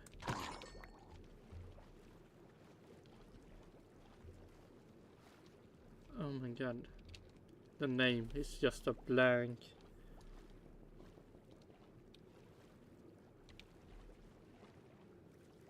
Sana. Holy shit. Or Alonso and Lewis Hamilton. Nico Rosberg and Lewis Hamilton. And who more? Sebastian Vettel and Mark Webber. Strategy, not looking for the optimal strategy, and maybe they will look for a strategy that it's avoiding some situations on the track, like today. It's so easy to be an armchair strategist, Yeah, isn't it? yes, But I mean, yes, we are all good on that yes. on Monday. But all they had to do was pit Oscar because easy. Because the undercut is so powerful here. And they have big margin. It did seem obvious. So I guess going forward, you've just got to do the obvious thing and not what I think they said they were covering Hamilton. Well, I don't think they needed to. No, but they look. Maybe they are just training to make the best pit stops and strategy for Lando Norris when the championship is actually on, and Oscar Piastri can now help him get the championship. The computer say, okay, let's put in a safe situation first the second driver, and then we will go for the first because it's Hamilton. And also, what if they pitted Oscar Piastri before, and then a crash happened, and he lost out of an what the fuck did you say? On cheap pit stop. What would people say then? That they should have waited for their yellow flag, the safety car. Closer to Norris than Piastri, and then we will do a radio message, and then we will swap the positions. That's not a problem, because they thought that the young drivers, they will accomplish the team orders with no problem, and they are not already rookies. They are already Formula One drivers that they want to win every single lap and every single race on a Formula One. Like Peter Collins and this other guy. What's his name? Mike Hawthorne. You mean that kind of F1 drivers, right? Weekend. So yeah, probably next time they will not only look at the computer or at the optimal strategy, they will look at the whole situation, and probably they will act in another manner to avoid what happened today. They talk about situational awareness, don't they? You can't, sometimes you just have to close the laptop. Yes. And actually react to what's going on around you. Agree. It's like the one when you say, the computer says it's raining. Okay, you just put the hand away out of the pit wall and see if it's raining. So true. If you get in the, if your hand is wet, it's raining. Yeah. Sometimes it's better. And we're going to Spa next weekend. Yes, look, a couple of things on the performance of McLaren. Were you surprised by their dominance this weekend? No, I would say no. I would say that after what they've done the last races, on a very different circuits that requires a very different setup, aerodynamic and suspension setup, that they were. Shouldn't you be surprised? I mean, Mercedes wants that. Quick everywhere. Whenever they arrive to a place where the balance of the car is perfect. Where the car switches perfectly with the layout of the circuit, they could be the number one force and the number one team. And I think that they've been already a number one in some tracks last races, but they didn't maximize the whole potential of the car and the team to achieve 1 and 2 as they did here. So do you think, okay, this is the first 1-2 for McLaren since Monza in 2021, but do you think this is the first time this year that we've seen the true force of that MCL 36? First time we've seen what it can really do. At least as a result, as a final result, yes. But there've been other races where they were so quick. They were managing. Well, Lando Norris was quick. Oscar Piastri finally did that race when the tires, the qualifying and the tires was good. In a way that no other team can manage the tires, and they've been so strong in some races. Lando Norris have been, come on, don't lie. Till today, I was saying, sorry for McLaren, but I was saying that the car is quicker than the drivers and the team, and the car is a step forward than them. But I think that this weekend, drivers and team, they've put all together, and they done a step forward. And I don't know if this is going to change in the short future. I firmly believe in momentum, and I wonder whether this will be the. Actually, true. Tom Clarkson, the co-pilot about Mercedes, is 100% real. When someone make a good race, he will 100% start talking about are they really back now? A catalyst for a run of victories now. Agree. For the team as they grow in confidence. But actually, a couple of points about. And as soon you do a bad race like Ferrari and maybe Red Bull, are they finally bad now? I've got a stat in front of me which Lando will not like. This was the 5th time that he started from pole position if we include sprint race poles as well. Why? And he's never led at the end of the first lap. Yep. That means that he's not. He's still doing little mistakes, and with this current Formula One, little mistakes cause a lot of time, a lot of points, a lot of results, and a lot of emotions as well. And this is not easy to manage. So Lando has the speed, has the pace, has everything to become a Formula One champion. But not the start. But still doing very little mistakes that are costing him a lot. Conversely, how well do you think Oscar drove today? I love the Oscar style. You know, he in his second year in Formula One, he's achieving amazing things. He's close to. Most effect for him joining McLaren. If he still was in Alpine, then his success wouldn't be this good. To Lando today, maybe in race pace Lando was quicker. But on qualifying, he's delivering a fantastic performance, and then he needs time to learn how to manage the tire. I think in this part of the business, Lando is better, but he's growing so quick. It's incredible to see a driver with 30 races or 35 races. This was number 35, wasn't 35 races, okay. So 35 races achieving that performance and that result. And then I like him a lot as a person, his character, he's calm, he's not excited, he's not up and downs, and I love the way he's approaching every single thing here in the Formula One. And what do you think this win will do for Oscar's confidence? Because it's come so much early. Confidence. Can it actually lead to more confidence? I think it will lead more confidence for Lando Norris, knowing that Oscar Piastri will 100% have his back now and help him out for championship. Earlier in his career than Lando, do you think we'll see a more obvious bump in confidence and performance? I was thinking that from Lando, and it didn't happen. After he scored his first win in Miami, I said, that's a turning point. Okay, he's released the pressure because he's been a lot of races without that win. Now he's won a race. Maybe the pressure to be close to a win. That maybe got released. But winning one more race, he have not succeeded.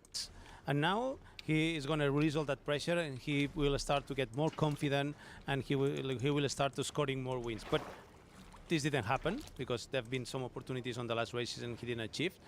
I don't know what will happen with Oscar. You know, I'm pretty much sure that he's leaving Hungaroring with the feeling that the team is strong on the philosophy. He's strong on thinking that he can fight at the same level than Lando, and this is on the same level, probably not,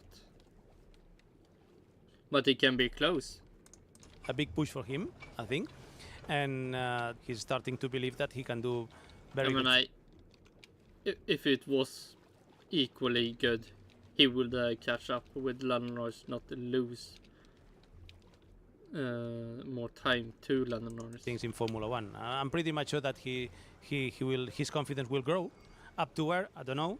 We will have to see on the following races. And in terms of the championships being game on, I mean, the Constructors' Championship, McLaren have not only jumped into P2, but they are only 51 points behind Red Bull. We've still got half the season ahead of us. I mean, that is game on. Yes. And if you're a betting man, where would you put your money? Do you think McLaren have a serious opportunity here? Yes.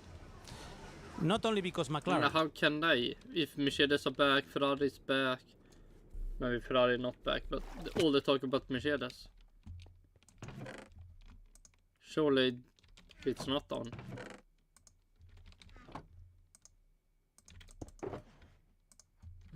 We can collect 4 more fishes.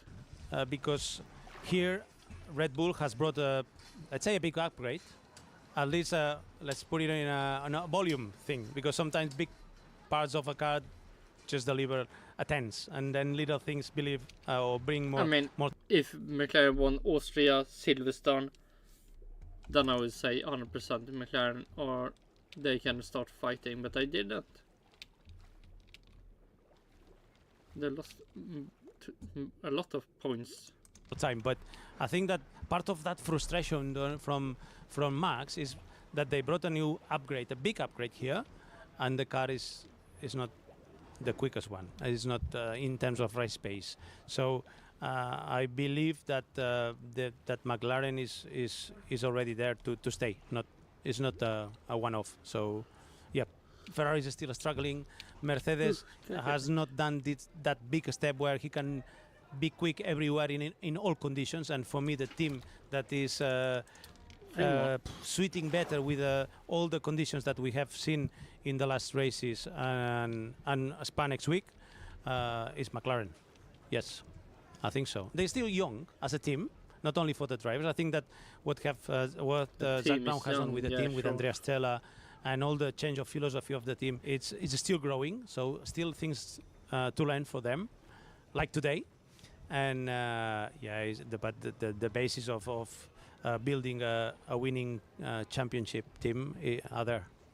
I have no doubts. It's an interesting thing, isn't it? But after all the frustrations of the race today and all the radio... I mean, Red Bull made the championship team and constructorship team,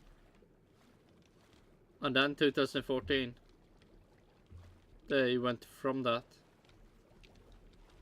Like Mercedes, from 2022 to today, they went from winning championship and constructorship to winning nothing. Traffic between Will Joseph and Lando Norris in particular.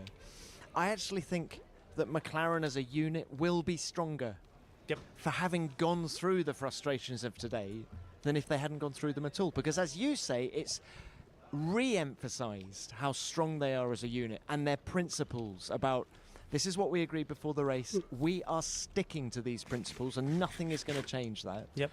And I thought Will Joseph was unflinching in his messages to Lando. We need you to save more tyres, please, and we do want to let Oscar through. We should have boxed him first then, surely, no? Doesn't matter. I mean, it does. To me, maybe. Oscar's 3.5. I know you'll do the right thing.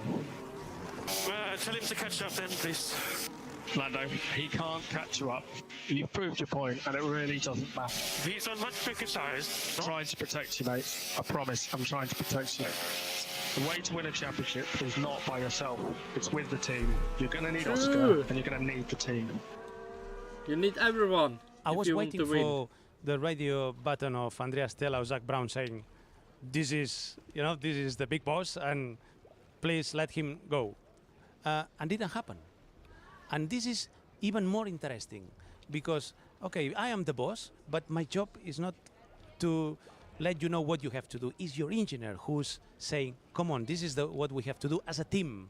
And that phrase, that last call saying, we are a team and you will need your teammate. And at some point you will need the team is fantastic. I love these things. And I love the fact that nor Zach nor Andrea push the button of the radio to make the right call. It happened only with the engineers, and this is giving also power to the engineers and giving, the potential support to them, saying, no, you are the people who are running the team, and this is your decision. Whatever we have to discuss it, we will discuss it before the race. But when the green flag and the green lights are off, you are the master, you are the boss, and you are who are running the master slavery. What are you talking about? Wait, do F1 Nation podcast support slavery now? Because someone said master? No, surely they do. I mean, they kept it in. The car together with your driver. That is such a good point. I don't like when the... Oh shit, Tom Clark, I think it's a good point with slavery. I mean, that says something about British people. Team principles. Press the button to, for me, these are all school things. Back to Multi 21, Malaysia 2013. Come on, Seb, this is getting stupid. Yeah. That's what Christian Horner said. So, yeah. But how important that didn't happen. Yep. That's a very good point.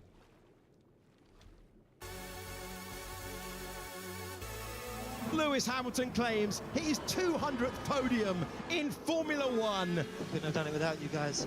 I'm so proud of all. Yeah, you're so proud. You can't do this without the team that you will leave after the season end. Man, what a team to just want to leave. All of you, and grateful to have done this with you. Great job today. Lewis, coming to you, 200 podiums. What a score, what a trophy cabinet. Now, you've often said that you're not into statistics, but this sure... So the Wolf is 100% not someone that like the Wikipedia. Means something. No, honestly, it just makes me think about the whole journey and all the great people I've had the chance to work with. I got signed by McLaren when I was 13. There was so much love. I wonder what Toto Wolff will think about this. Oh no. We have one more that thinks about the stats and Wikipedia stuff on the internet. Man, I'm glad that he will leave the team. For that team and through the journey that we had, where I had my first World Championship and they went through a really difficult time, to see them back up there is really, really great. I'm really happy to, that's my whole family. So really, really grateful and to be up here with them. And then ultimately, I think it was a tough race today, and definitely didn't think I would be having 200 podiums, but what have I done, like 340 something races, so not too bad a score. And but I couldn't have done it without all those great people that I've worked with in both these teams. Lewis Hamilton, his 200th podium. Amazing. Oh, in 344 races. Amazing. And he fought today like it was his first. And I have a lot of respect with Wait, this. what? Why? All drivers, because I'm older than him. But I mean, a winner like him, that he's won 7 world titles, and he's been for more than 2 years without even. Don't say that to Peter Boucher. He will get a Vietnam flashback to Abu Dhabi 2021. Smelling a win. let's say, and with a lot of frustration because of the situation of the car and situation of the team, that still today, when there is a result that is coming, he's capable to deliver his best skills, his talent, his way of managing the race. And the good thing of Lewis is that 6 months ago, he announced, together with Ferrari, that he was leaving a team. And his attitude these last 2 years and these 6 months when were difficult situations, for me, has been excellent. Excellent. No big, of course there is complaints, but he could have been more damaging for the image of the team. And I think he's managed the situation very well. And I think he's still... Really? Have we really done that? I mean, just leaving the team say a lot of Mercedes nowadays, so what do you mean? Let's see, how many will this be? 30, 36, 40. Yeah, we can go down now. We kill one more zombies and then we go down. Still riding the crest of the wave that he got from Silverstone, the win at Silverstone. But of course, if he was going to crash into anyone en route to his 200th podium, it kind of had to be Max Verstappen. Yes. This time he gets there, he locks up and he makes contact with his old rival. Verstappen and Hamilton come together again, battling for the final place on the podium. Yeah, moved under braking. Actually true, he did. Lewis Hamilton should get a race ban. Moving while you are braking. Let's see, 18, 20, 22, 24, 30, 36, 40. I mean, that will be amazing to just see 40 fishes into your collection, but it will not. It will always be 20 or more fishes minus. No. Plus now, minus later. So 1986 in theory we have. But we will not have that. Depressing. I'm not even going to get into a radio fight with the other teams, Max. It's childish on the radio. Childish. Max fell back to finish 5th, while Lewis, of course, held on to finish 3rd. What did you make of what happened going into turn 1? At the first sight, I say, okay, for me, it's a penalty. It should be a penalty for Max.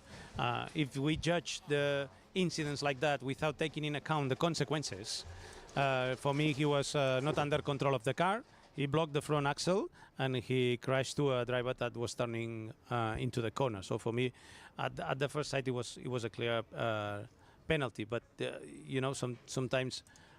This is not taken in account because both drivers stay on the track and they still running till the checkered flag. So, yeah, but it's difficult. For me, it was part of that frustration. I mean, both were blaming the other. Yep. Lewis was blaming Max for coming in too hot. Max was blaming Lewis for moving over. Yeah. And actually, both have held up their hands publicly and said that's what happened. But Lewis claims there were still 2 car widths on the inside. True. So Max could have moved and avoided. Yep. So Lewis moves ahead of Perez and Russell in the drivers' standings. That's He's making real progress now. And yeah, there we have it. Oh, fuck me. The progress of Mercedes. Wow. That's why they are winning again. No, they were celebrating podium. Where the fuck did George Russell finish? Oh shit. Yeah, after that they're 100% real back. Progress with this car, because Andrew Shovlin said on this show just coming into this race that Hungary would be a real test as to whether the W15 can perform with a hotter track temperature, and I think we've seen enough to say that it can. Do you agree? What can? The fuck do you mean? Max Verstappen will 100% have been fair. And look what George Russell finished. Yeah, the step forward was there.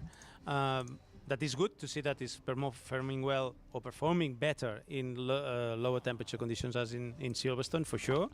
but they are not a disaster in conditions like that. That maybe 3 months ago it could be a big disaster for them. So I think that the step forward is there. They doing step by step, but I think that there is still a big gap to McLaren right now. -1. I would say that, and I think that they are on the right direction. And this is the best thing that can happen in a team, because everything that you are, any single evolution that you have now on the CFD, on the wind tunnel, you know that it will perform in one direction. So I think that they found the turning point. They found the light on the tunnel. They found the key point to turn around the situation. And I think that the only way now they will go is to grow, to have a better car with a wider window to operate and to get the best of performance. But the best thing for them is they now understand the car. That didn't happen in the last 2 years and a half almost. And they know the car is bad. Hype. So, and this is the best news for them, but also for the drivers, because they arrive to a track, they do the free practice 1, okay, the car is good, and they know that they go out on the free practice 2 with the car that they know, and they will try to build the speed. Something that on the other races or last years they didn't know. Every single time that they go out on a track, on a single session, they are, what's gonna happen now? And Mercedes, while they might have got Q1 wrong with George Russell in qualifying by not putting enough fuel in, they got his strategy absolutely bang on right in the race. He climbs from P17 to P8. So it's been a good day at the finish behind Sir Perez. Let's say something. Office for Mercedes. Agree. Now, Albert, what about... Wait, why didn't you say it? He finished behind Sir Perez. Red Bull. Their drivers finish 5th in Verstappen and 7th in Perez, who, actually, it's worth saying, had a good comeback from P16 on the grid. You've finished ahead George Russell. Touched on the Red Bull RB20 upgrade on Verstappen's car not delivering what the team wanted and expected. I was expecting. Maybe the team are 100% happy with it, but I guess that they were expecting a little bit more. Yeah, you're right. And I think the watching world was expecting more. And I think their lead driver was definitely expecting more, which is why we just saw so much frustration. He said after qualifying 3rd, he said in the press conference that I am completely honest with the team about my driving. Perhaps there are some people in the team who need to be completely honest with me about the developments we're trying to put on this car. And then everything just seemed to boil over today in the race. Yeah. Whether it was the exit of turn 1, you know, when he ran wide and just kept his boot in, whether it was the radio messages, whether it was strategy. You know, isn't it funny how this game changes? Red Bull got everything right in the British Grand Prix in that wet dry race and have done for years. Today they didn't. No, that's the feeling I have from the outside, because sometimes we don't control the whole package of information, and I'm sure that they take the decisions in relying in information that probably we don't have. But yeah, when they start going long with Maax, I thought, wow, they're going to one stop, or they're going to try to go to one stop, and they couldn't, so, or they didn't. That was not his plan. So yeah, it was not the right call today. But to be honest, we have to say that when you have a quick car that is managing the tires better than anyone else, and that the pace is quicker than anyone else, the strategies normally are, you are a master on a strategy, because it doesn't matter you start the car 2 or 3 laps later than the other. But I think that the frustration point of the weekend of Maax was yesterday with the 2 sets of tires in Q3. He had 2 sets of new tires in Q3, and he couldn't beat the McLarens. And I think that he was expecting to beat them because of that. And when you push at the limit, and when you know you are... I mean, if you have the upgrade, this talk about the upgrade will be really good for you. And then you still can't beat the McLaren. So you start the race bad. And then your team fuck you over with a bad strategy. Can you really be happy after that? Are on the limit, and you do not beat the other cars, and do you know that your teammate cannot help you because it's at the back of the grid. I'm pretty much sure you're starting to see that you are not in a situation where you can win this race. And added, I think, to Max's frustration this weekend is that there were I mean, all the big bosses from Red Bull were here, both from Thailand and Austria. Big meetings taking place. And you know, the results of some of those meetings, undoubtedly Checo Perez's future was discussed, but also... Now they might be talking about how to keep Max Verstappen happy. Can we actually focus on Perez now when we have problem with Max Verstappen? It's come out this weekend that Helmut Marko has now committed to the team until the end of 2026, which means that Max is locked in with Red Bull now for 2025 and 2026 because he needed Helmut Marko to leave with him to get out of his current contract. So, but do you think that if Max wants to leave the team, someone can stop that situation? Well, you know, the contracts have to be broken. I always think that. Well, that's a fair point. I mean, yeah, we've seen it before many times in Formula One, haven't we? And I don't know if this frustration that Max showed this weekend, it can arise or it can be like fuel for all problems that we thought that they were extinguished within the team. And, you know, the whole situation can be, you know, reviewed again and say, okay, we were thinking that, okay, I will not leave the team because I think that we had a team and we had a car to win 25, easy, 24 and 25. That's what I thought at the beginning of the season after Bahrain. I said, actually they true. are massively quicker than anyone else, and the 24 World Championship is decided. But he will 100% not join Mercedes. Leave Red Bull to join Mercedes when McLaren is better. Then you can just stay in Red Bull. And the rules will be the same, and the teams will be focused on 26, so 25 is going to be the same. So why Max should leave this team? I never wouldn't leave a winning car to any other driver. So, but if the situation is not that, and suddenly the car is not performing better than the McLarens, or the Mercedes is in some points quicker and the Ferraris recover the speed, and that Red Bull as a car, as a team, as a driver are not the winning force, that could change the situation. I'm sure that in this meeting many things have been discussed and agreed, but you know, can you imagine the situation of Max for the following races till the end of the season? Not winning a single race? Wow, now that's... I don't know. It's difficult to happen. No? I'm pretty much sure that Red Bull has the resources and Max has the talent enough to be again... Even though Perez have crashed so much, so they can't upgrade the car anymore.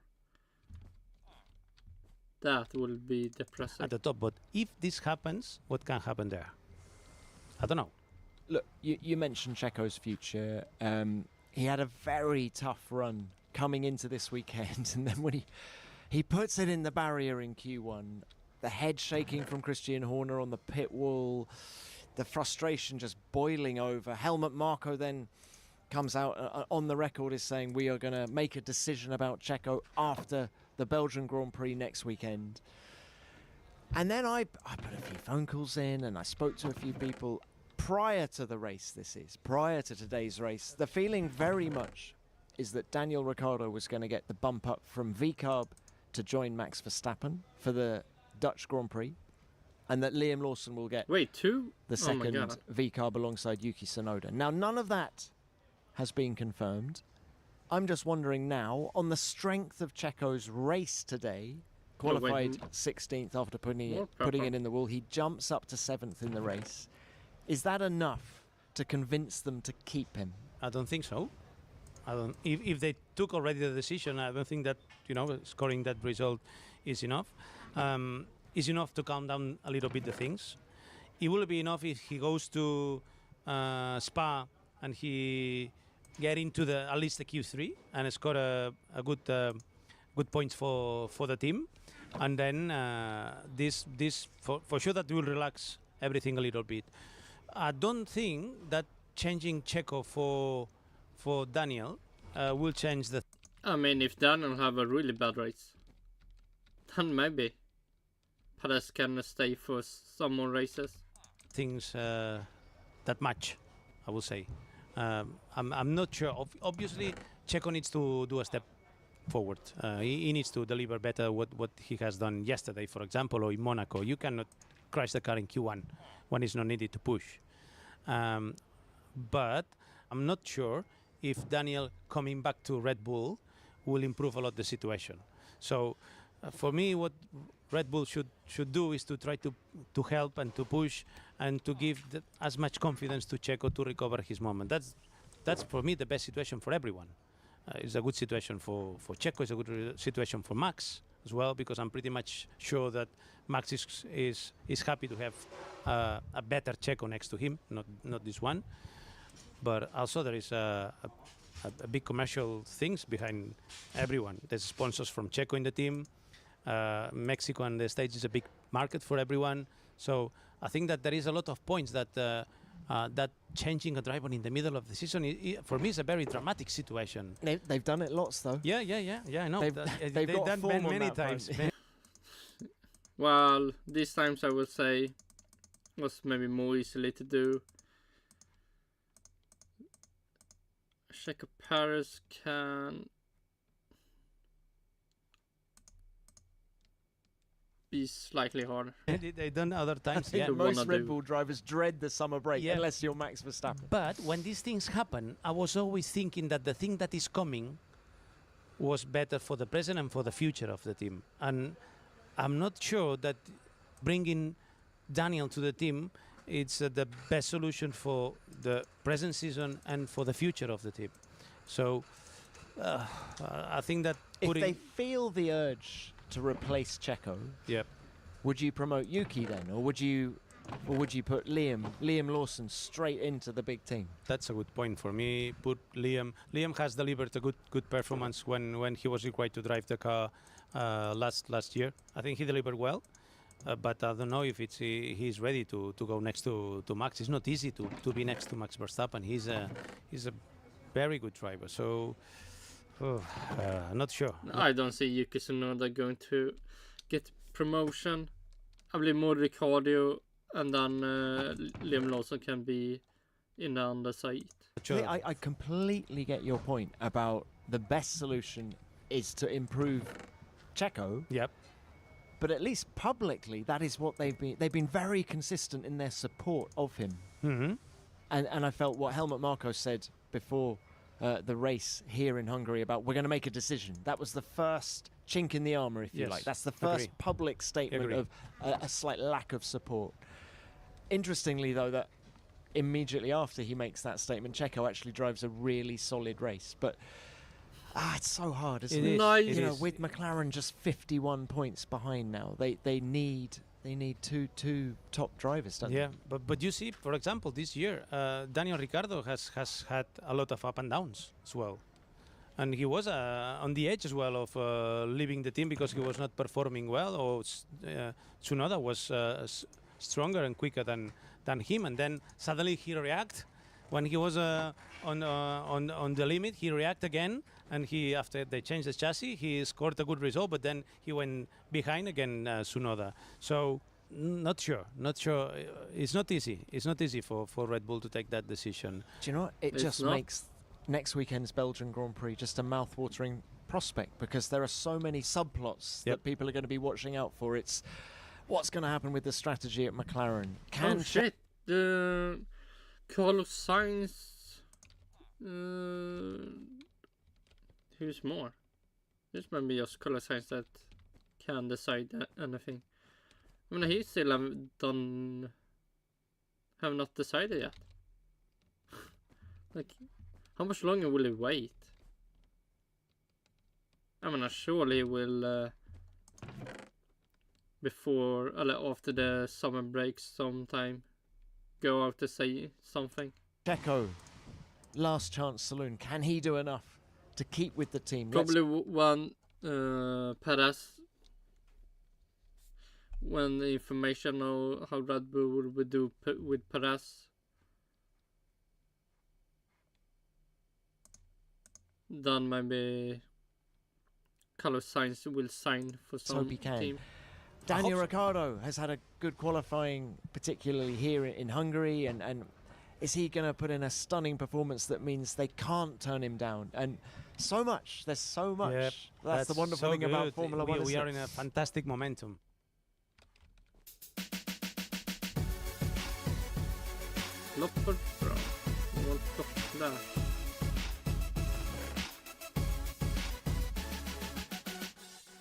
One last team I wanted to discuss with you is Ferrari. They've had some lackluster performances of recent. I read an amazing stat that Nico Hülkenberg has outscored Charles Leclerc since Charles won in Monaco.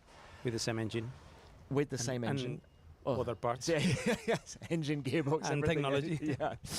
But I felt that Charles had confidence in the car, and this was the best race we've seen from him for a while. Would you agree? Well, maybe not the best weekend. Yesterday on qualifying, Carlos was quicker than him, and he crashed on free practice too here on Friday. So I'm not sure.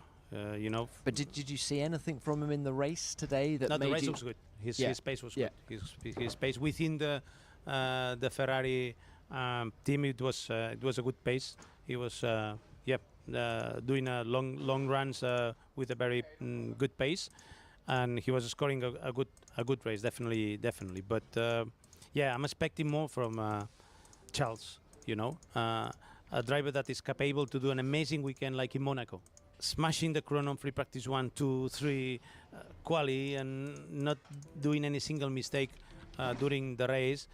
Sometimes I feel that when he's not feeling confident with the car from the free practice 1, it's so difficult for him to recover the momentum and put the car again on the pace. And we have seen different momentums this year where Carlos was quicker.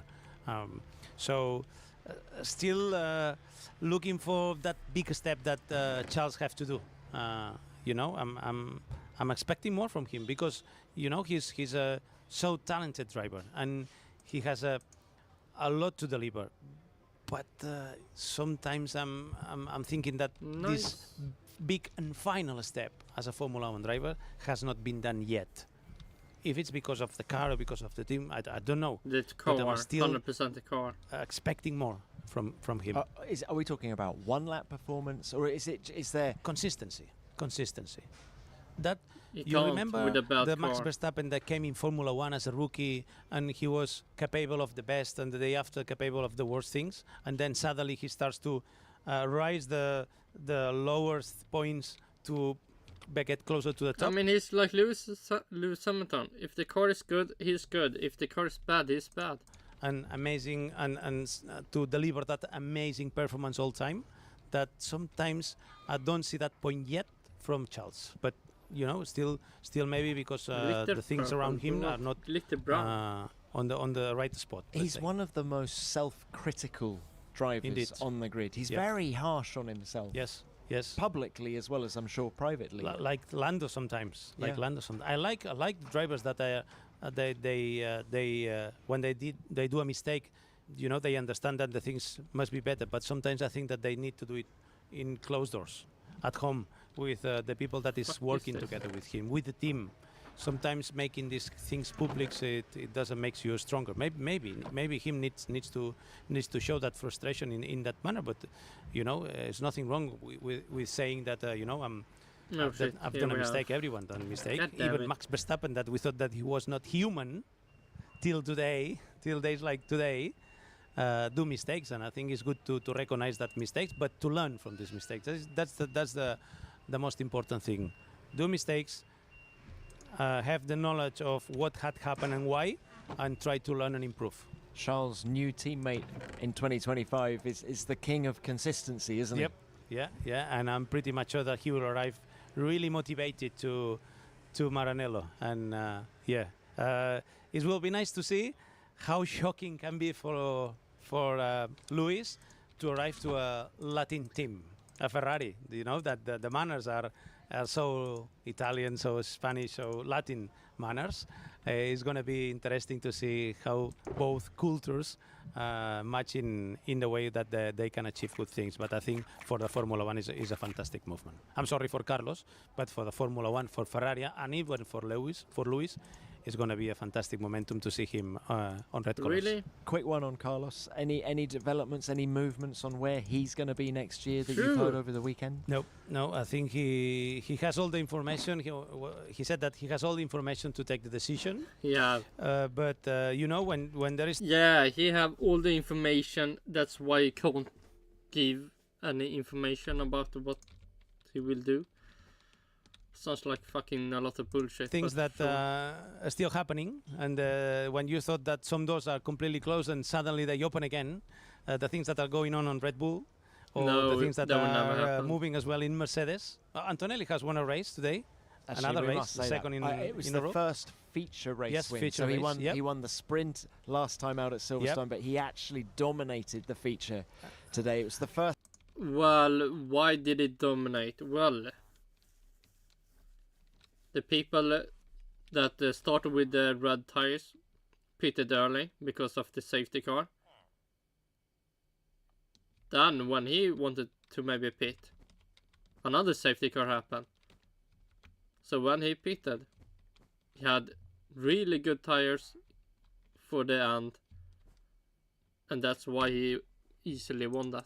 First time I've seen him put a complete Formula 2 weekend together. Yeah, but yesterday, for example, on the sprint race, I saw a driver that he's still young to drive Formula 1, and in a team as Mercedes, that probably maybe next year is a winning car. And we know that they are a winning team. So putting a rookie there, I thought yesterday, maybe it's not the solution. But today I've seen another fantastic Albert, drive, I do think that Mercedes coming good now, I do think helps Carlos Sainz's case of getting at least a one-year deal from the team, because I think Toto must be thinking we could be championship contenders in 2025. Yes. It's almost unfair to put that weight of expectation on Kimi Antonelli, who will have... And you can destroy him if he's not delivering. That the normal thing is not to deliver. And some people listening to this will go, oh, but Lewis Hamilton was challenging for the championship in his first year at McLaren in 2007, but he was older. He did 2 seasons of Formula 3 and a season. And a lot of testing. A lot of testing and a season in GP2, which was the predecessor to Formula 2. So Lewis had lots more experience than Kimi Antonelli. So it's not a similar case. No, it's not a similar case, definitely. And I don't know. It's a difficult time for him to take the decision for him. I mean, for everyone. You can say Carlos, yes. Toto, yes. Red Bull, yes. Everyone is in a situation where we are not playing only with 25. We are playing with 25 and 26. You say Carlos can go on 25 to Mercedes, yes. But he will not be Mercedes 25 only if he doesn't know what he's going to do on 26. But I think he should take a one-year deal at Mercedes. Yep, agree.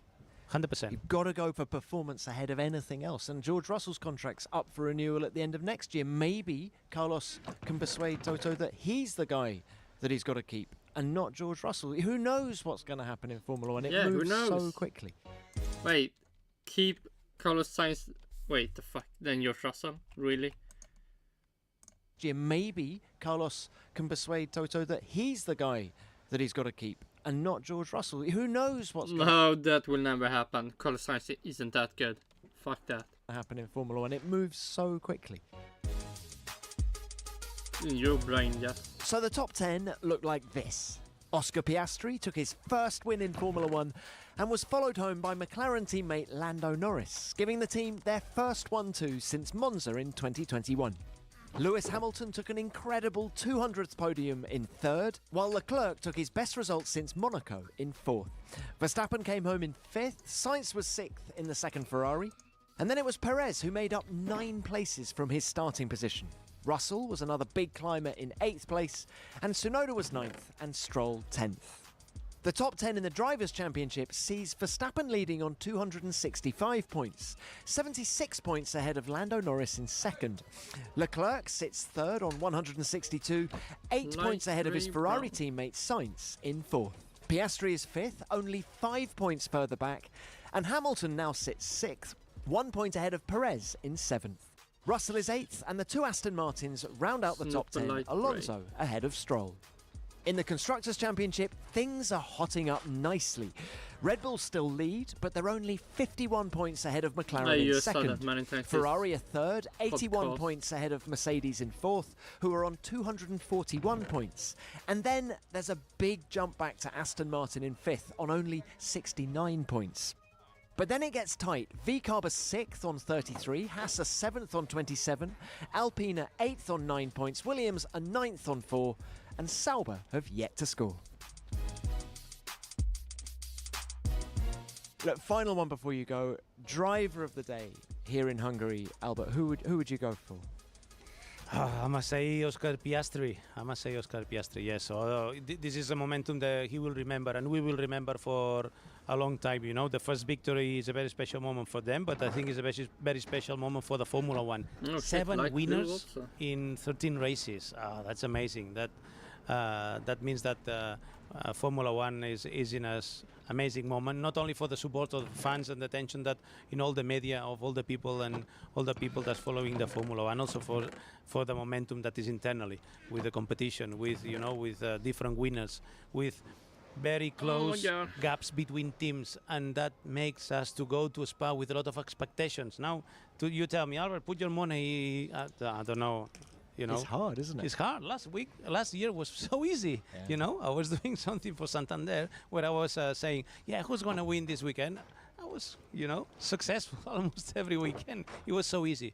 But now it's so difficult, and that's good. That's good for the sport. Well, I agree with everything you've just said. Isn't it amazing, too, that Oscar is the 5th Australian to win a World Championship Formula One Grand Prix?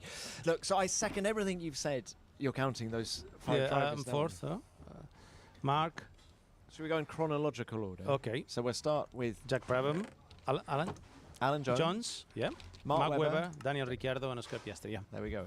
Look, I agree with everything you've just said, but just to give a slightly different answer. Don't tell me that, because I respect you very much. And I do, but I'm going to say Lewis Hamilton. I thought the fire in his belly all weekend.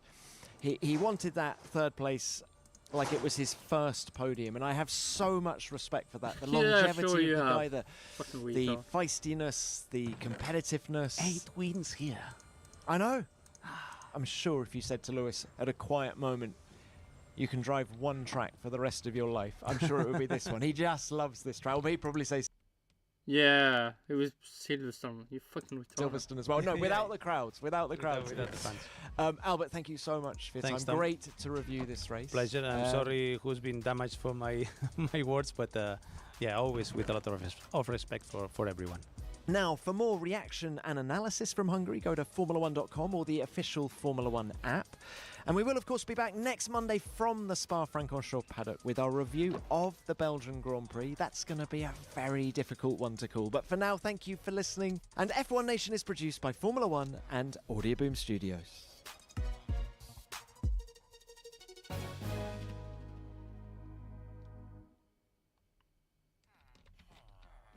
See, Snooper light grey. Oh shit.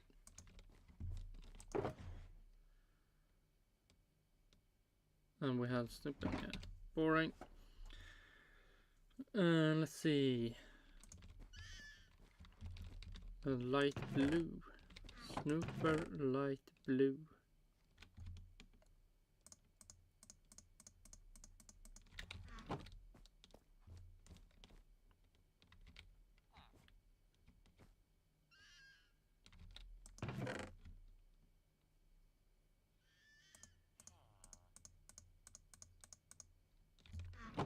Then we need to fix this.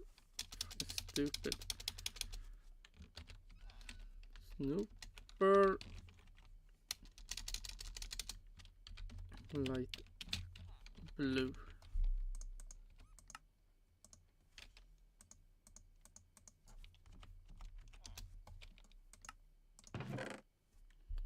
Light blue Snooper.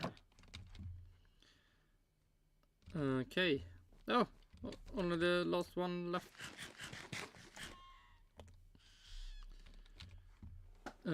Spotty blue. I think I saw spotty red also. Oh, spotty blue red.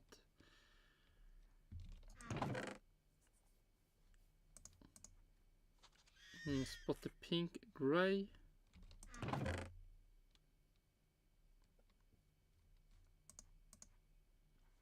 Spotty magenta. Magenta red.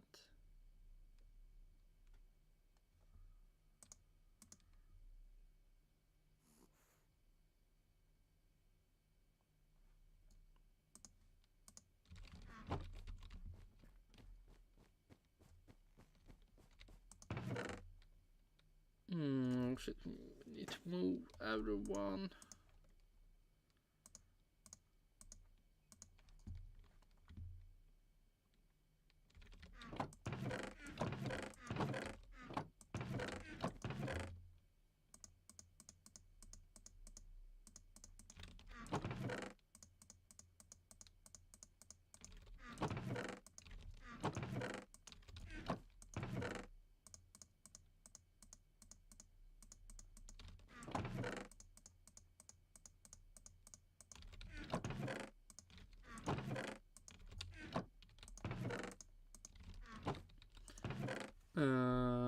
Stripey Cyan. Let's see, can I... No.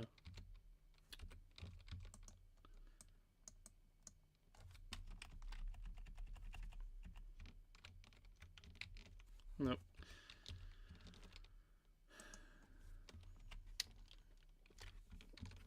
Stripey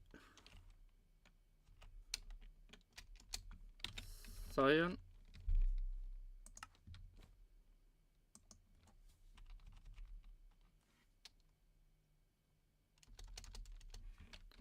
Green. Stripey green. Then we have spotty magenta. Spotty magenta.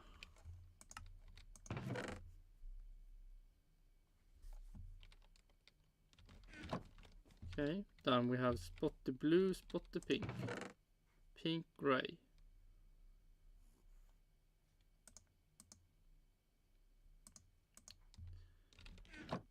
Spotty blue, blue red. Wait, don't we have blue red?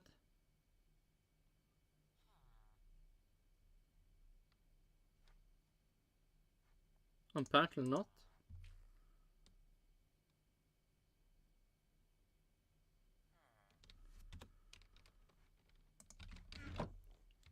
Spotty gray.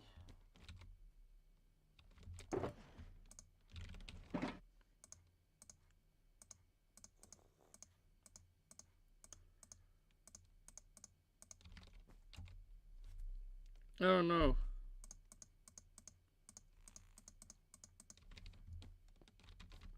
I was planning to, while I remember, spotty magenta.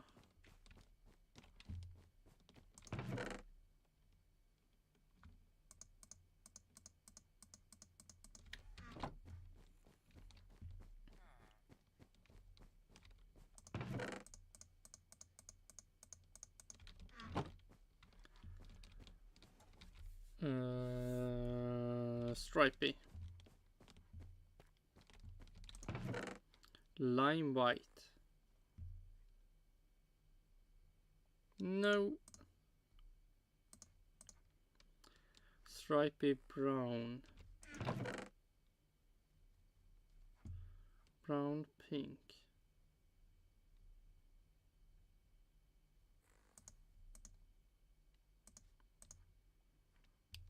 Pink green.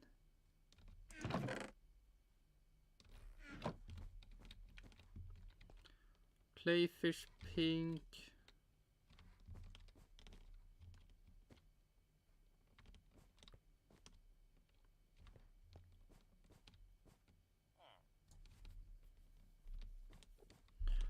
Stripey pink. Stripey magenta. Stripey gray. Stripey blue.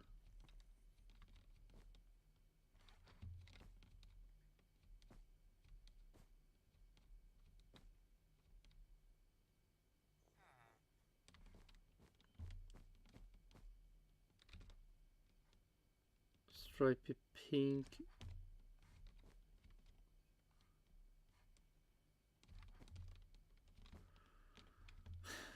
Let's see, can we see it?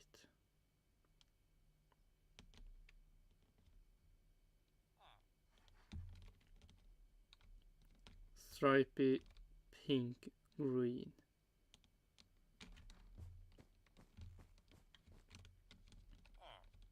Stripey orange.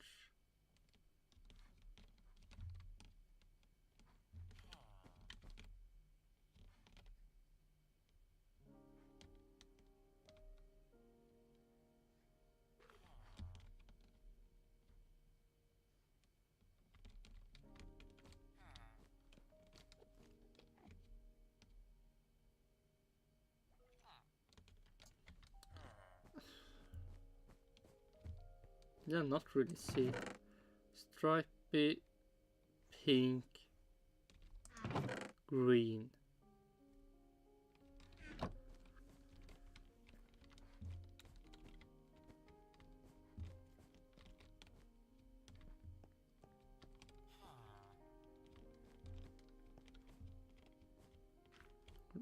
They were at least pink, but we want stripy pink. Snooper pink.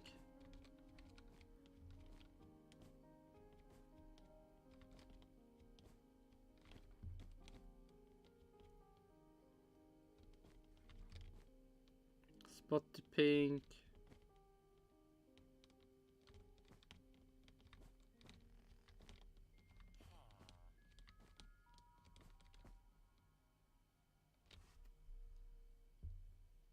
Is the first stripy pink I've ever got, or what is this?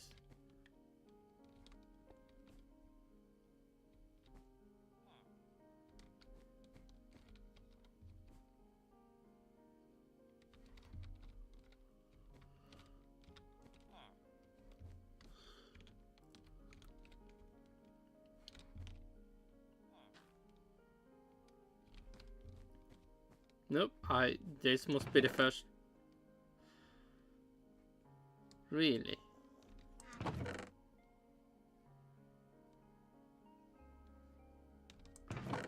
Well, that's maybe nice.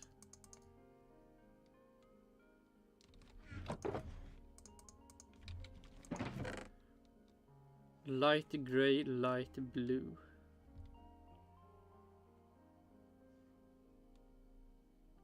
Nice.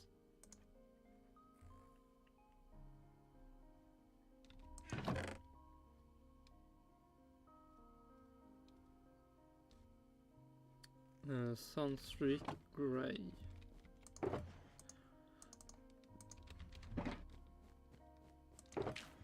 No, we need more signs. We need more color signs.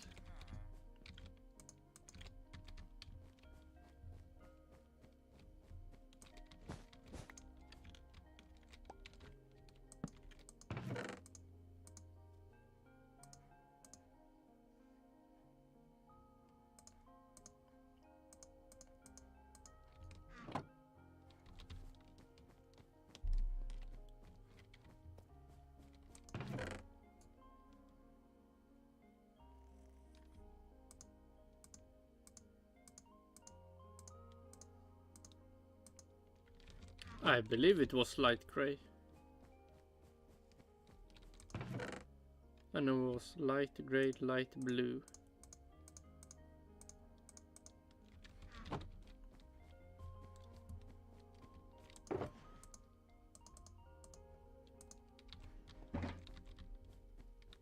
Man, I need to make a Schulke farm when I will place all the fishes in the Schulke boxes.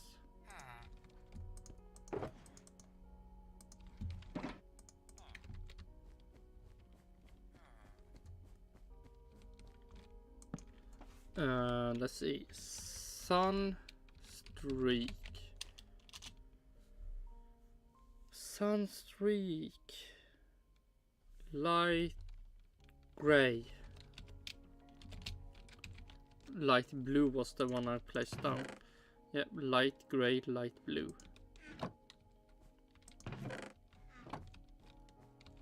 Sunstreak gray. Cyan.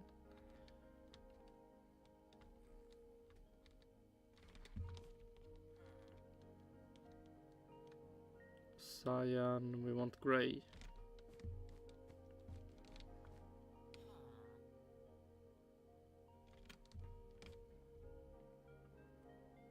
More cyan.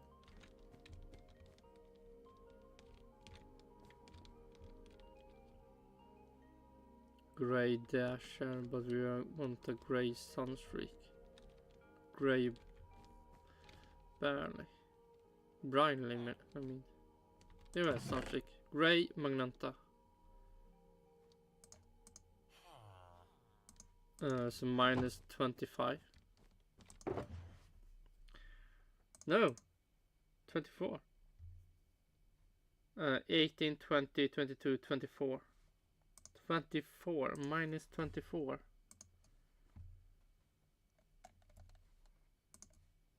Minus 24. 20, yeah, I've written down 24. Okay, 24. But that we can only see after I have done this again. Well, we can have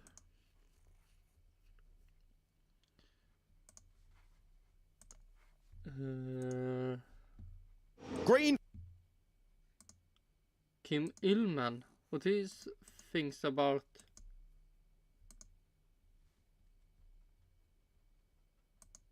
the stuff? G'day.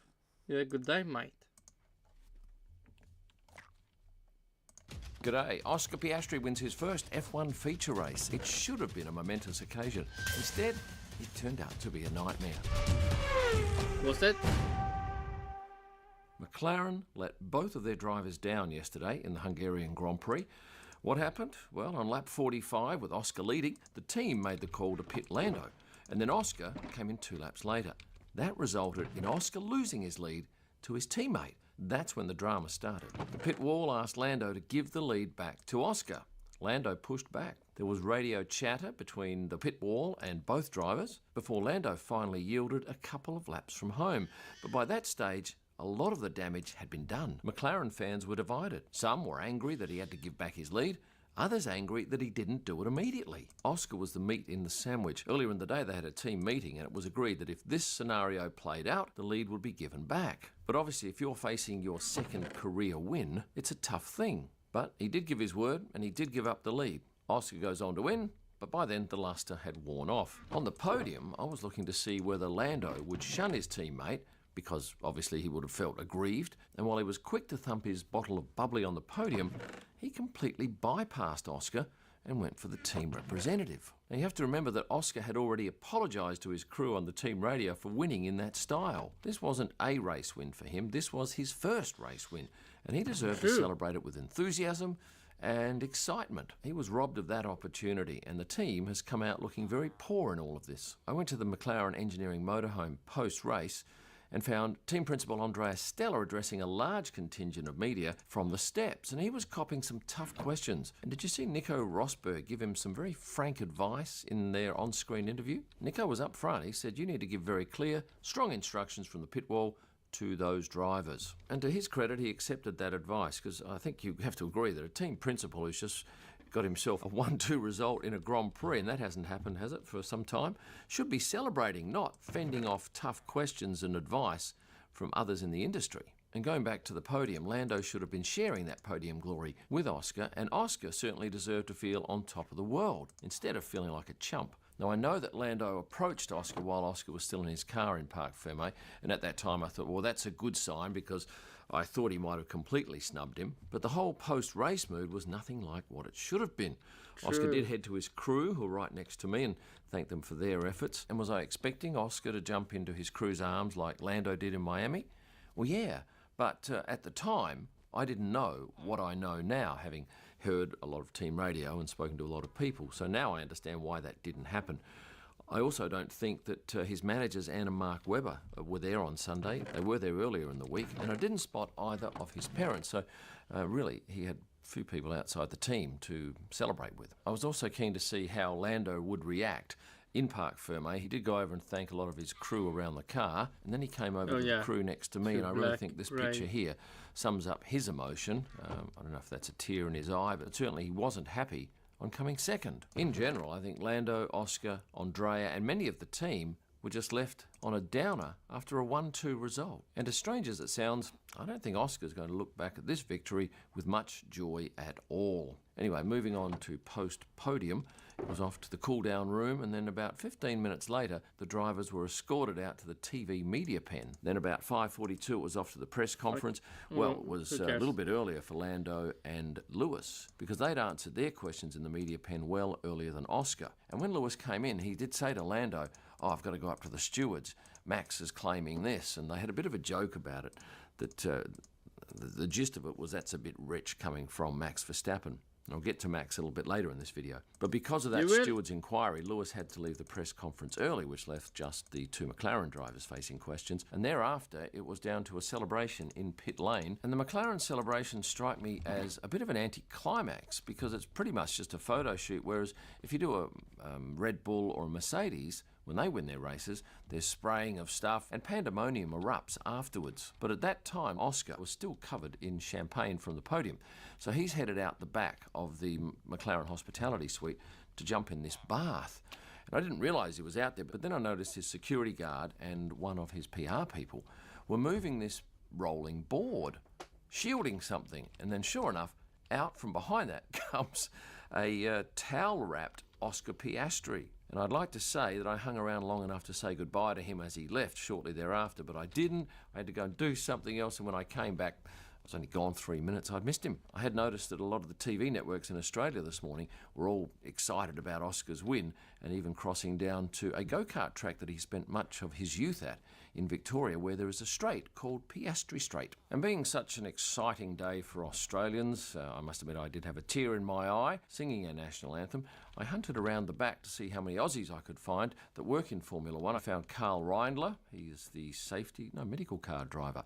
Josh Cruz from Melbourne, works at Ferrari. This is Kylie from Perth. She's Lewis's trainer. This is Oscar's trainer, Kim Keedle from Melbourne. And these three Aussies are paddock guests. Now let's move on to Max Verstappen, because he had a shit of a day, didn't he? And if you have listened to any of the radio between him and his team, it wasn't pleasant. And I overheard one of his crew saying that he and his race engineer really have to sit down and sort things out, because it's not sounding terribly good. And when he was questioned by a couple of my friends, some Dutch reporters, about some comments that he'd received on social media about his angry radio messages, he said, well, they can just f*** off. So that's further escalated things. I'm not sure whether this luncheon atop the Red Bull hospitality suite would have had any inkling that things were going to turn out so bad. Who's at this lunch? Well, you've got Christian Horner here, Helmut Marko, the 51% God damn it. owner of Red Bull, Chileo Uvidia, Oliver Mintzlaff, the CEO. One of the perfect time to tell everyone how bad the car is. Of Red Bull GmbH out of Austria, they own 49%, and the company's lawyer with his back to us. Now, you probably thought that Sainz and Perez finished 6th and 7th, respectively, in yesterday's race. Well, according to Apex GP F1, the official Instagram page for the Apex team, which is a fictitious 11th team filming at F1 races, they finished 6th and 7th. And I can tell you there was a lot of filming going on in Parc Fermé behind the main action. I just happened to look up and see this monstrous camera above all the action. Then backwards and forwards, the drivers were getting ready to film scenes with Brad and Damson after the race. But I must admit, I haven't looked at that Instagram page for a heck of a long time.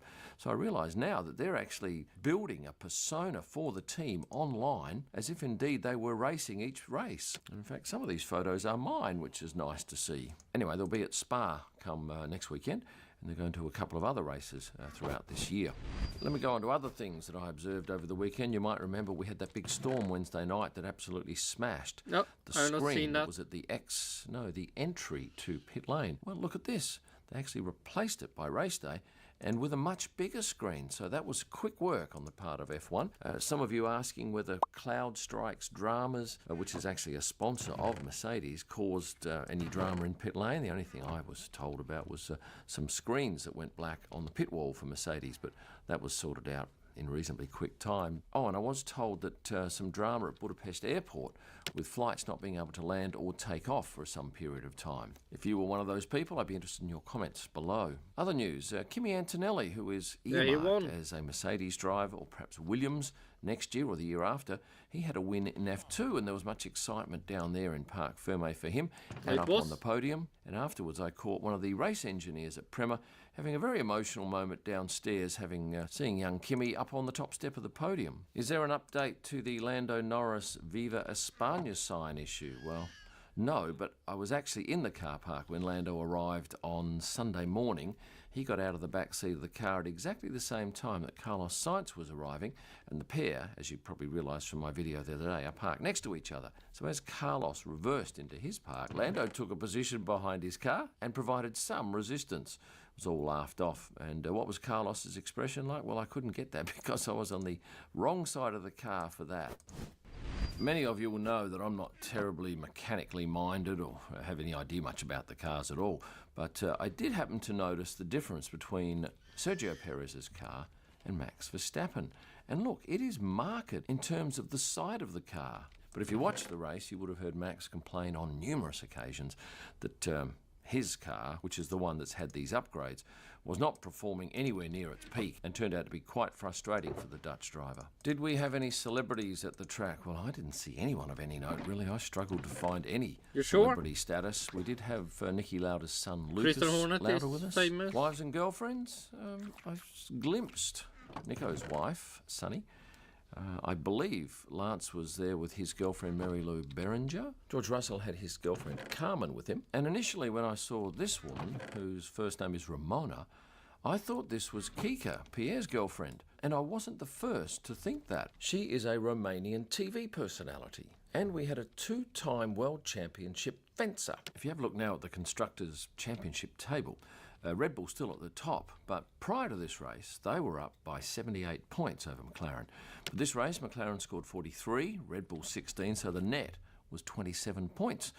And now they are just 51 points behind the leaders. 2 more races like this would see McLaren jump Red Bull for the Constructors' Championship. And in terms of prize money for that, it's reputed to be around $140 million US.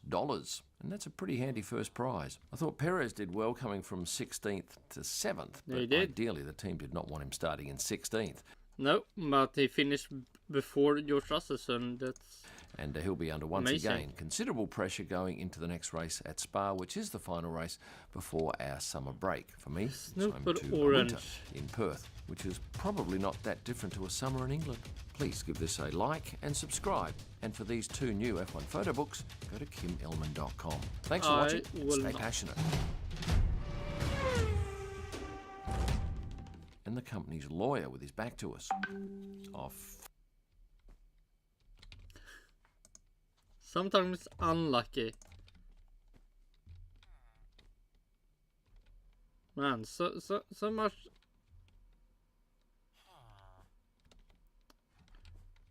You can say the win got ruined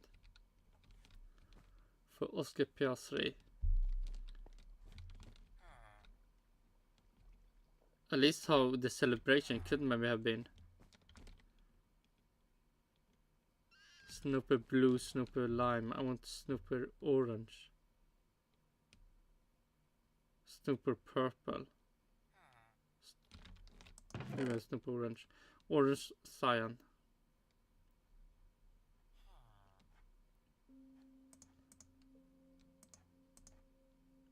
Snooper light grey.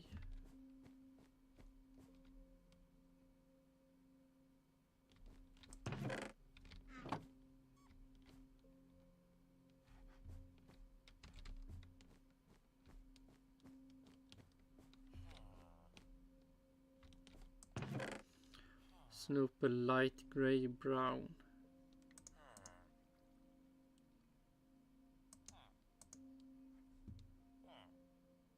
Spot the pink.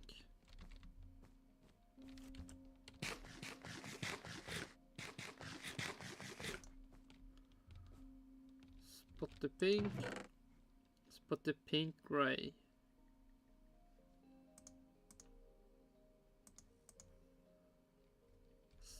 Stripy lime.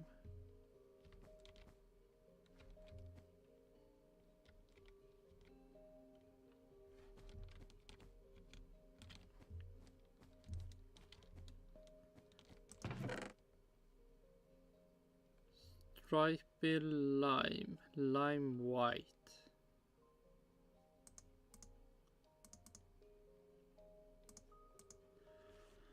Brown pink.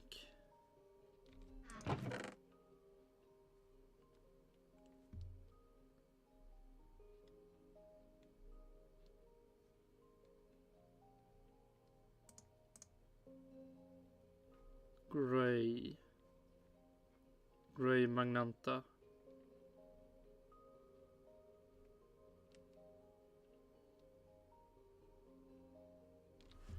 Grey Magnanta. Oh, nice. So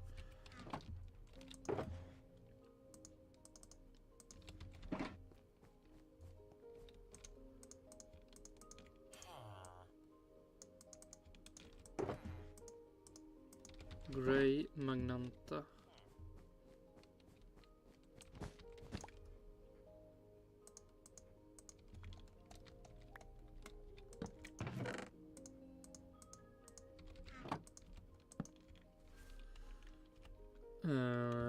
Sunstreak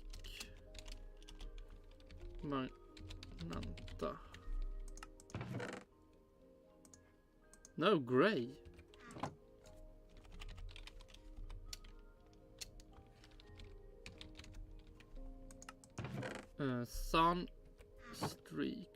Sunstreak.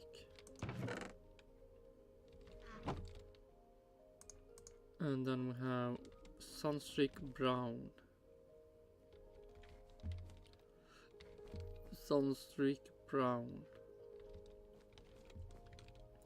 Sunstreak Brown. Red.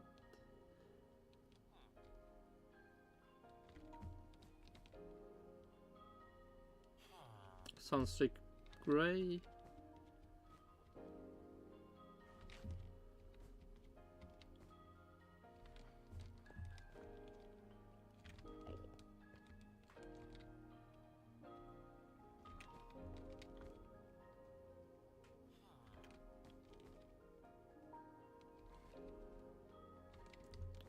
Really? Sunstreak. There we have brown. Brown, light blue.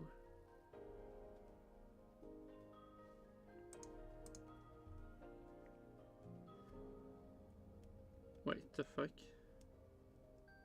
Why didn't I see this? Brown, light blue.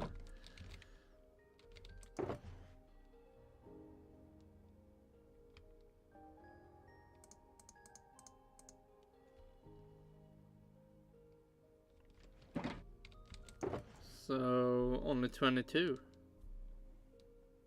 Huh. Weird. Grey. Sunstreak Grey.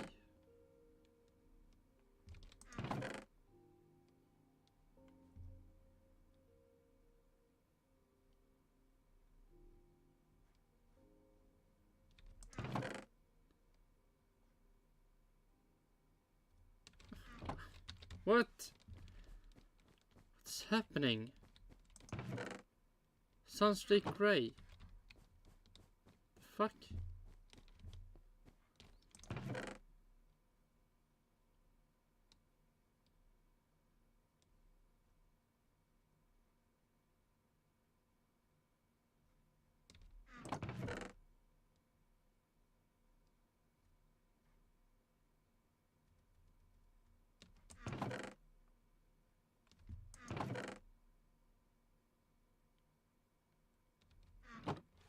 What the fuck? Stripey.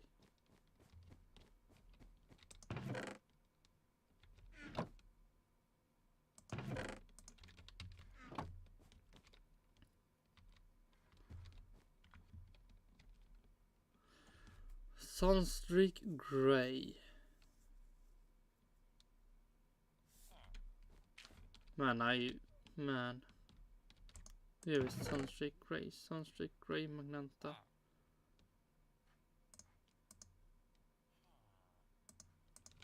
Wow, this was so weird.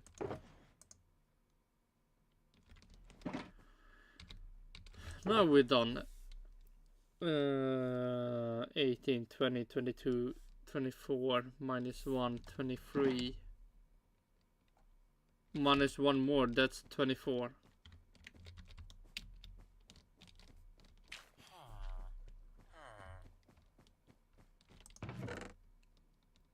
Cobb Cyan.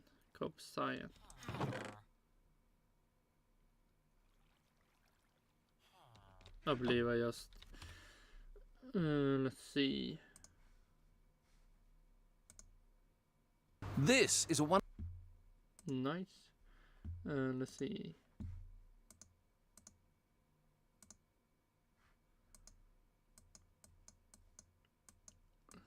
For all this...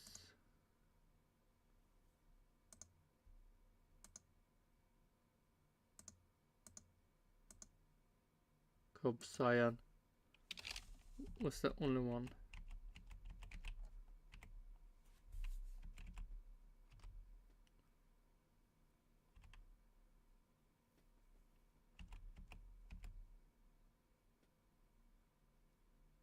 Yeah, I believe so.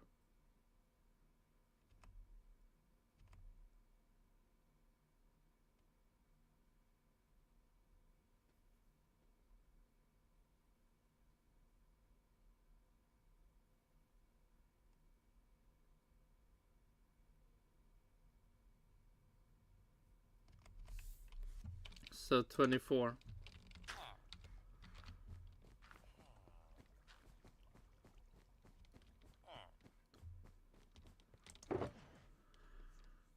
$18, $20, $22, $24 minus $1, $23 plus $1, $24.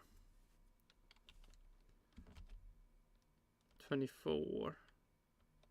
$62 minus $24. So 1,962. That we should write down.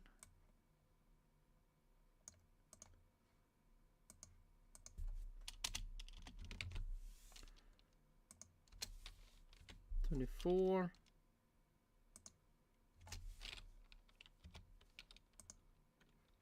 $23.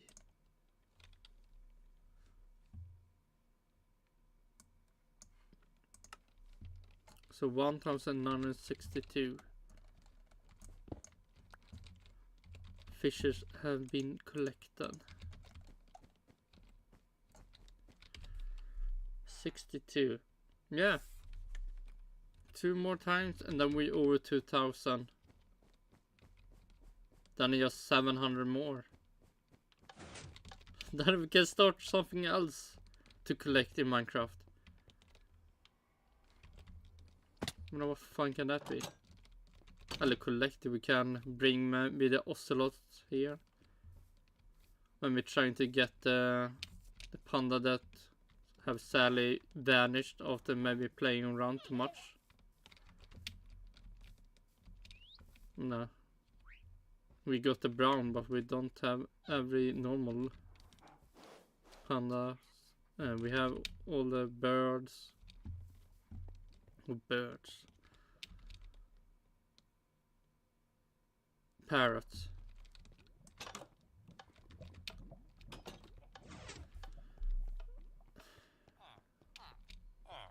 We have wolves to collect. Oh no, let's see where.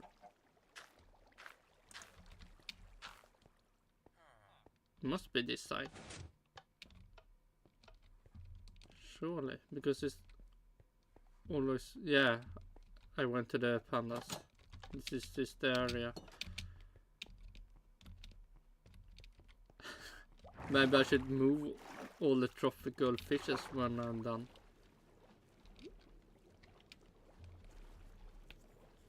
Oh no, that will be a nightmare. Move, holy fuck, there's so many. Moving all these tropical fishes.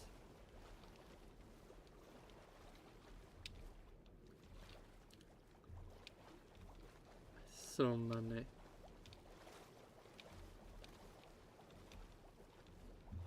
And I will get 24 tropical fishes friends more for this nice collection.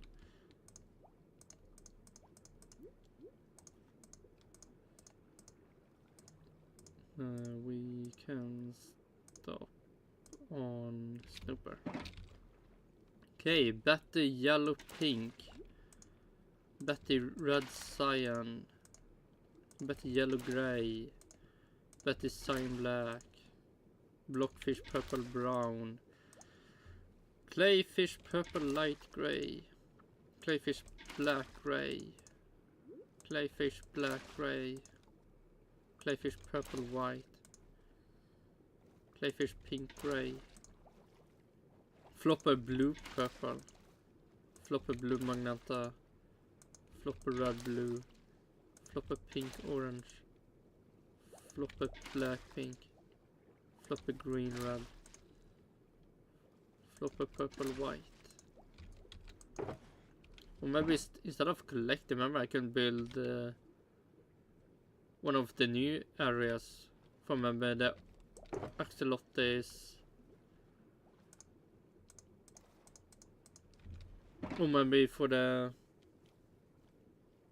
Oh no, I need to mine that out then. The place for the white foxes. Snooper orange cyan. Snooper light grey brown. Spotted pink grey. Striped lime white. Stripy brown pink. Sunstreak grey magenta.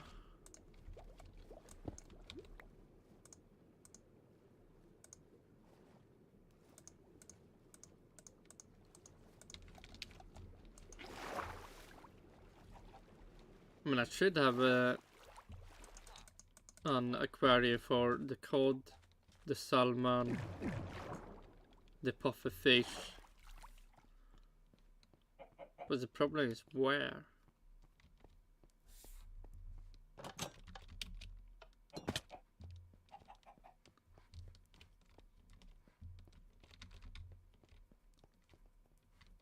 Oh, I should also... Oh, I can't see them. The rabbits that I have there.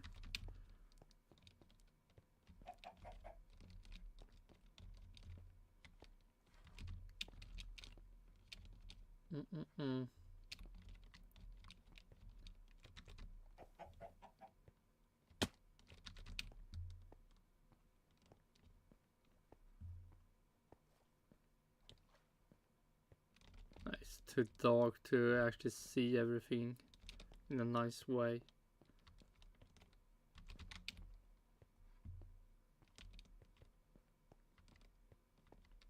Yeah, it looks so lame.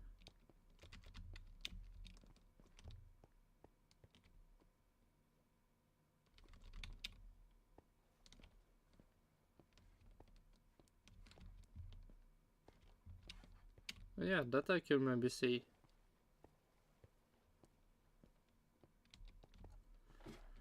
Have I mined out? I don't think so. Oh shit, wrong way. This is the way.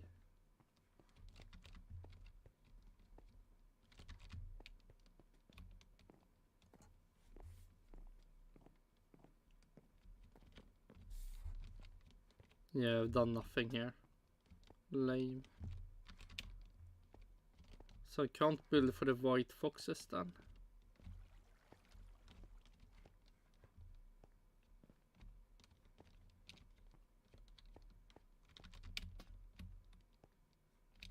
Oh shit.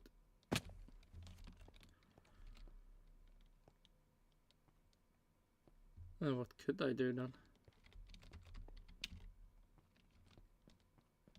Nice. The white foxes really need a new place. I can't share the place with the orange foxes, just look weird.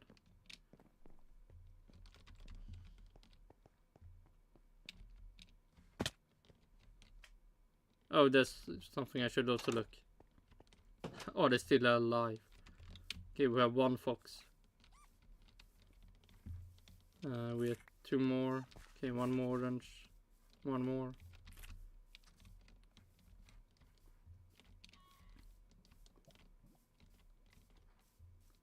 Do we really have only 6?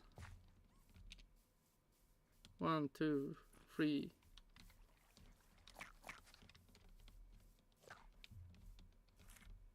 I mean, I don't... Where do they go and take damage? Because they... After some time, they just... Yeah, what the fuck do you call it? From having... the population are decreasing for some reason.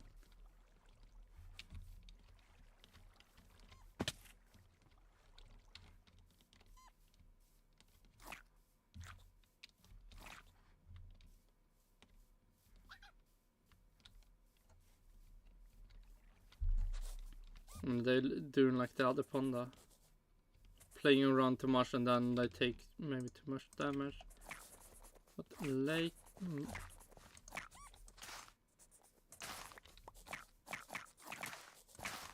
Yeah, can you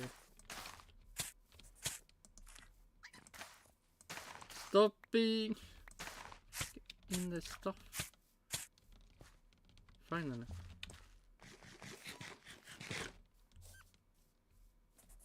Let's see, where do we have the other ones? Yeah, they are dying out.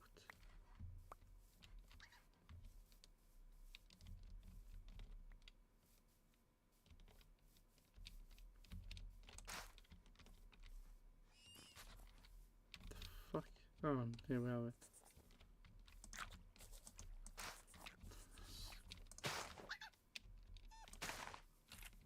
Yeah.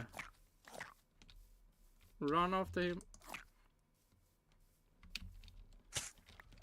Okay, if I count it right, we should have 2 more.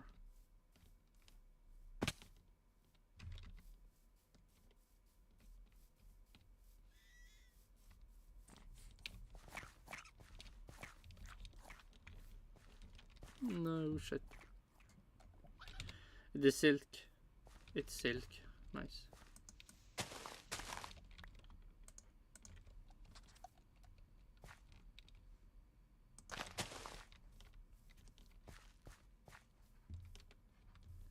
At least we have 1 more. We have 5 done. Or is this the 3rd and the 6th one?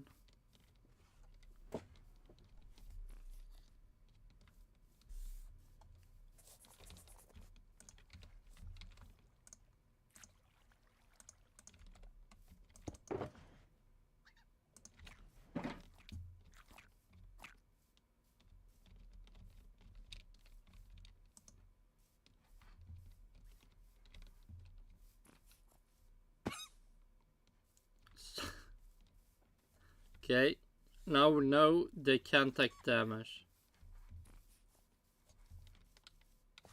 So they are committed suicide.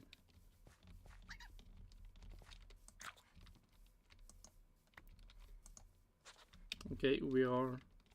Oh! Here we have... Nope, this was the same. Okay, so we had only 5 done.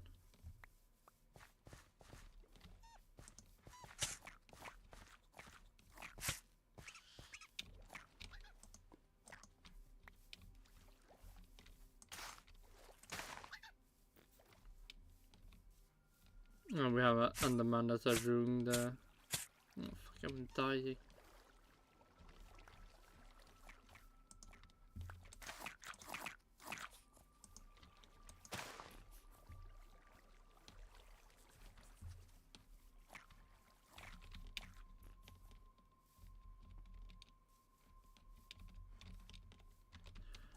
We had at least more than 5.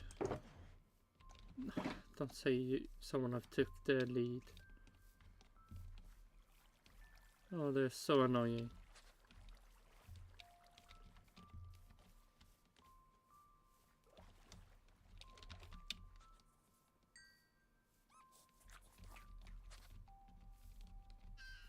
Yeah, there you are. Take the sweet berries. I believe that lies.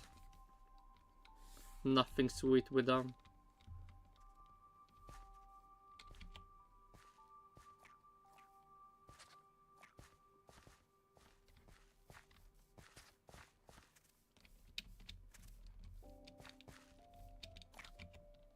Oh shit, we got... Was it 3 white? Hello, white foxes?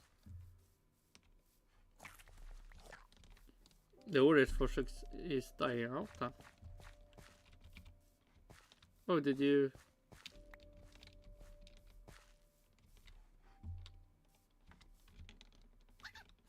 God damn it, why?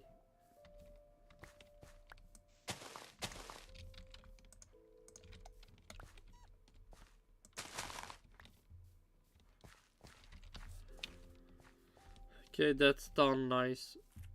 Now we can leave this place.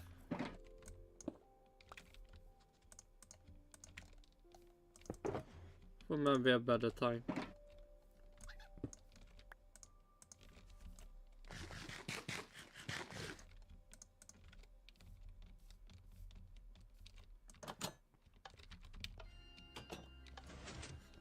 Well, let's see if we can get one more tropical fish for the collection.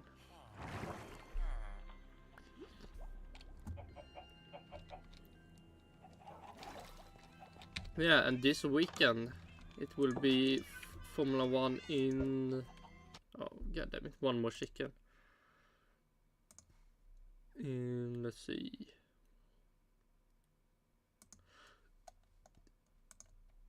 In Belgium. 26 to 28, so in 1, 2, 3, 4 days.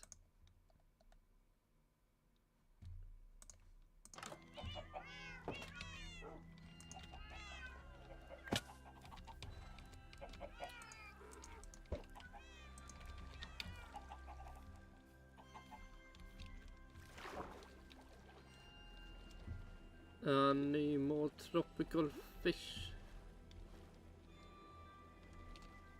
for the collection? The last one for today.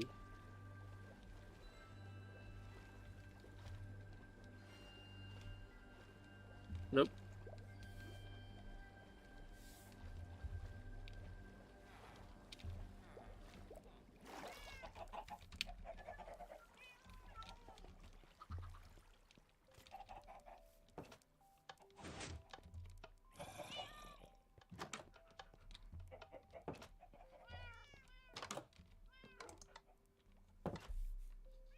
So 1,962 tropical fishes have been now collected.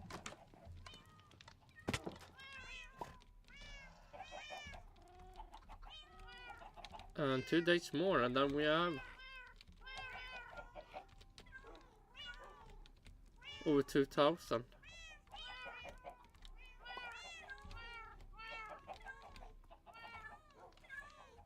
What was it? 1,062.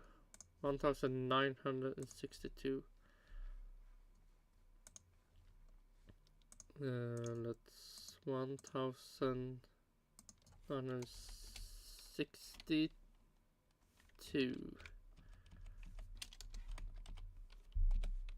9,000. No, 1,962. 1,962. 1,962. Yes. And then we close that down. And then we... Well, let's see. Will Formula 2 and Formula 3 also happen? I believe so. Formula 3. And Formula 2. Yeah. Spa for Formula 2. And Spa for Formula 3.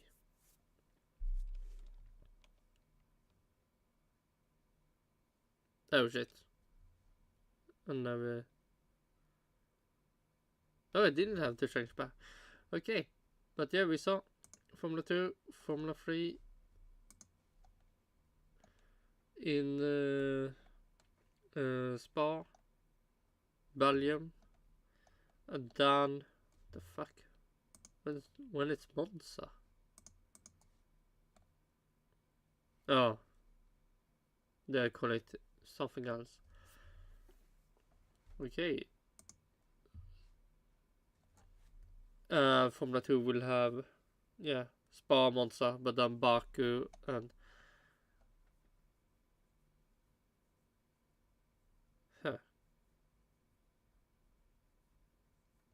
never seen the names.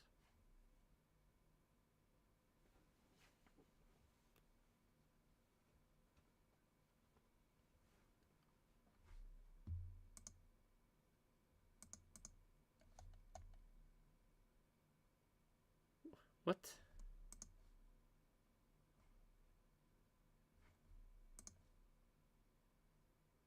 So how come they call it Abu Dhabi and Qatar there and now... Wait. Nope.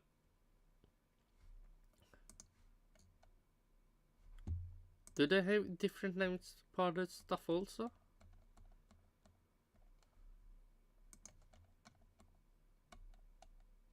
Sakir and Bahrain, Jeddah,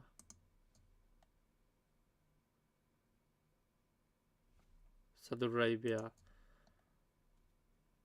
Austria, Melbourne,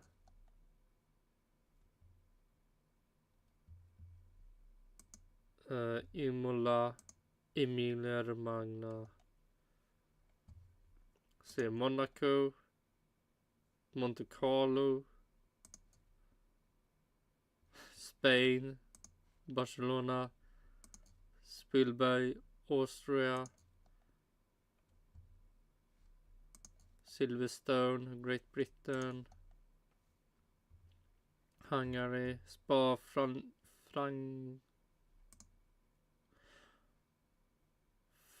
Francorchamps. 100% corrected.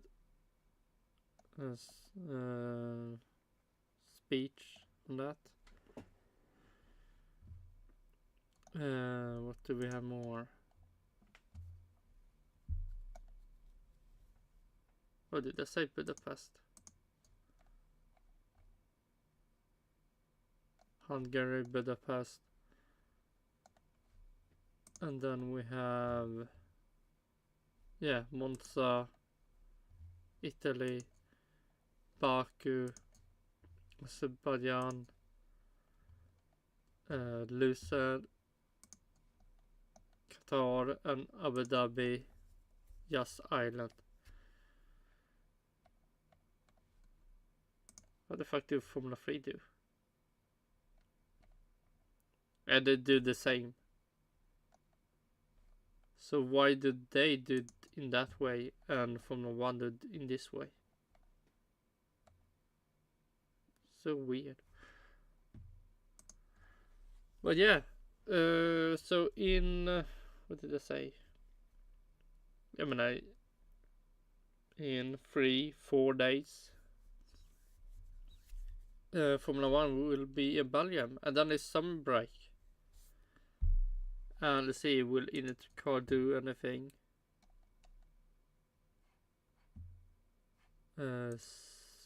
August.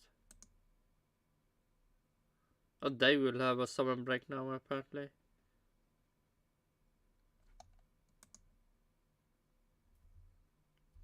Oh, September.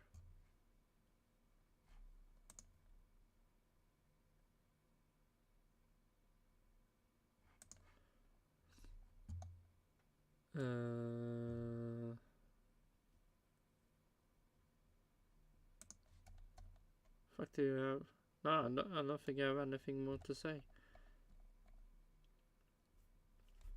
Yeah. Let's see if Carlos Sainz can decide where he will go, what team he will join. But in that,